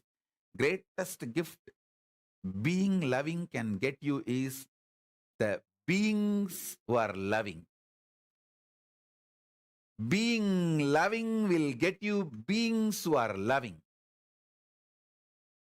Being cunning will get you beings who are cunning for you. That's the worst hell. So you can create heaven or hell. It depends on how you decide about you. If you decide, from now, ahimsa paramo dharmaha, dharma is the center with which I'll make all decision. No question of cunning, selfish, constantly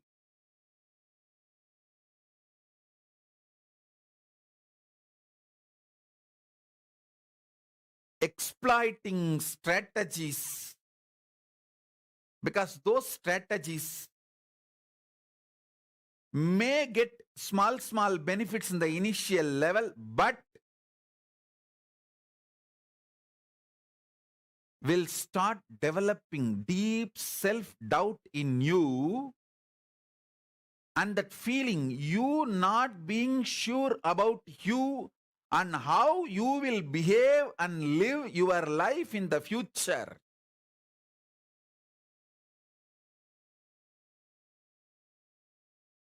And finally, it will lead to implosion. you collapsing internally.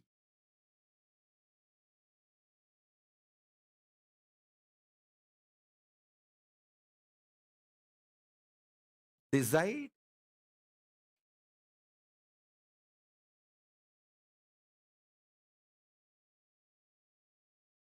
Swalpamapyasya dharmasya trayate mahato bhayat.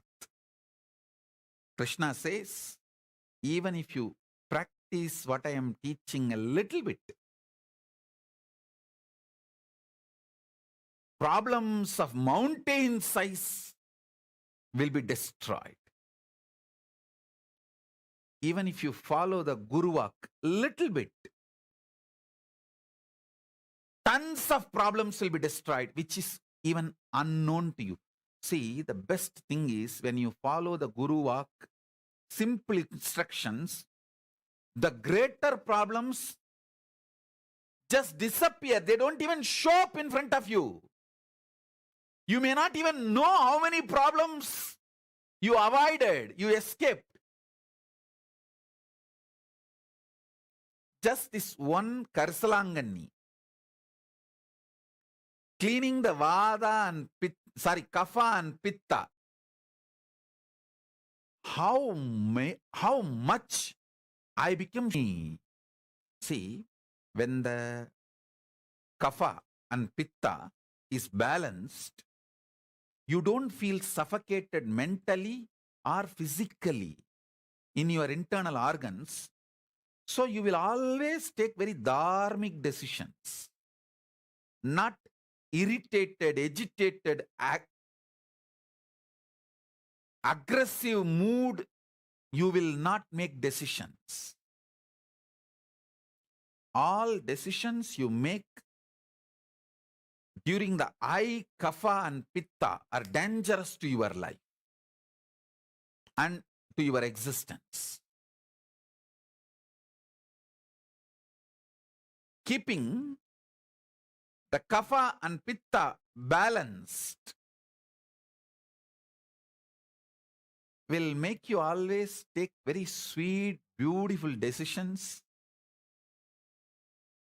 Life will flow such powerful way.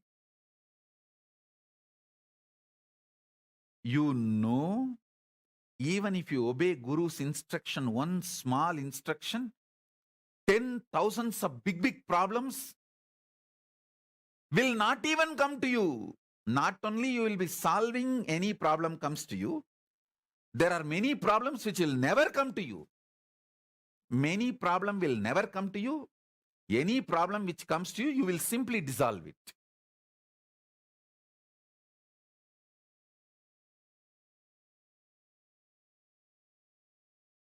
That is why even now I have the habit. I will not calculate my Guru walks to the direct benefit it brings. See, if I calculate, if I apply Karsalangani on my upper palate and remove the Vada, Pitta and Kapha, I will not catch cold. I can breathe freely. If I calculate and make the logical decision, only when I have a cough, cold, I will practice and I will have the benefit. But many times simply I'll follow the Guru walk. Wherever I see the Karsalangani in my wanderings and wherever I can get, simply I'll start applying. Because I just want to do what my Gurus told me. Because of my obedience to my Guru walk, not only I never suffered with cough, cold, the Kapha and Pitta problems, I always had a samatva, balanced decision making, dharmic decision making, inner space, which brought tremendous strength about me, being sure about me. I tell you, when I got out of my home, when I left my home, I never had insecurity or not being sure about how I will handle my future, whatever future brings, how I will handle, never had a problem. Same way, in 40, literally after establishing kingdoms, everything I need for my life, I just everything. I had the same spirit, courage, confidence. I can rebuild. I can create what I want. I can face my life. Whatever my life brings, I can handle it. I was so sure about me.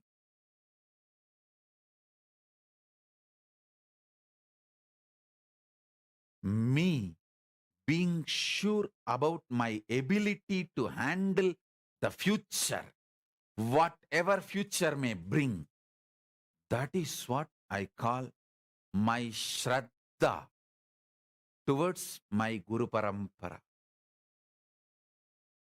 Hey, I will obey my Guru Vak. Come what may, I have the confidence to face it. That's all was my inner space.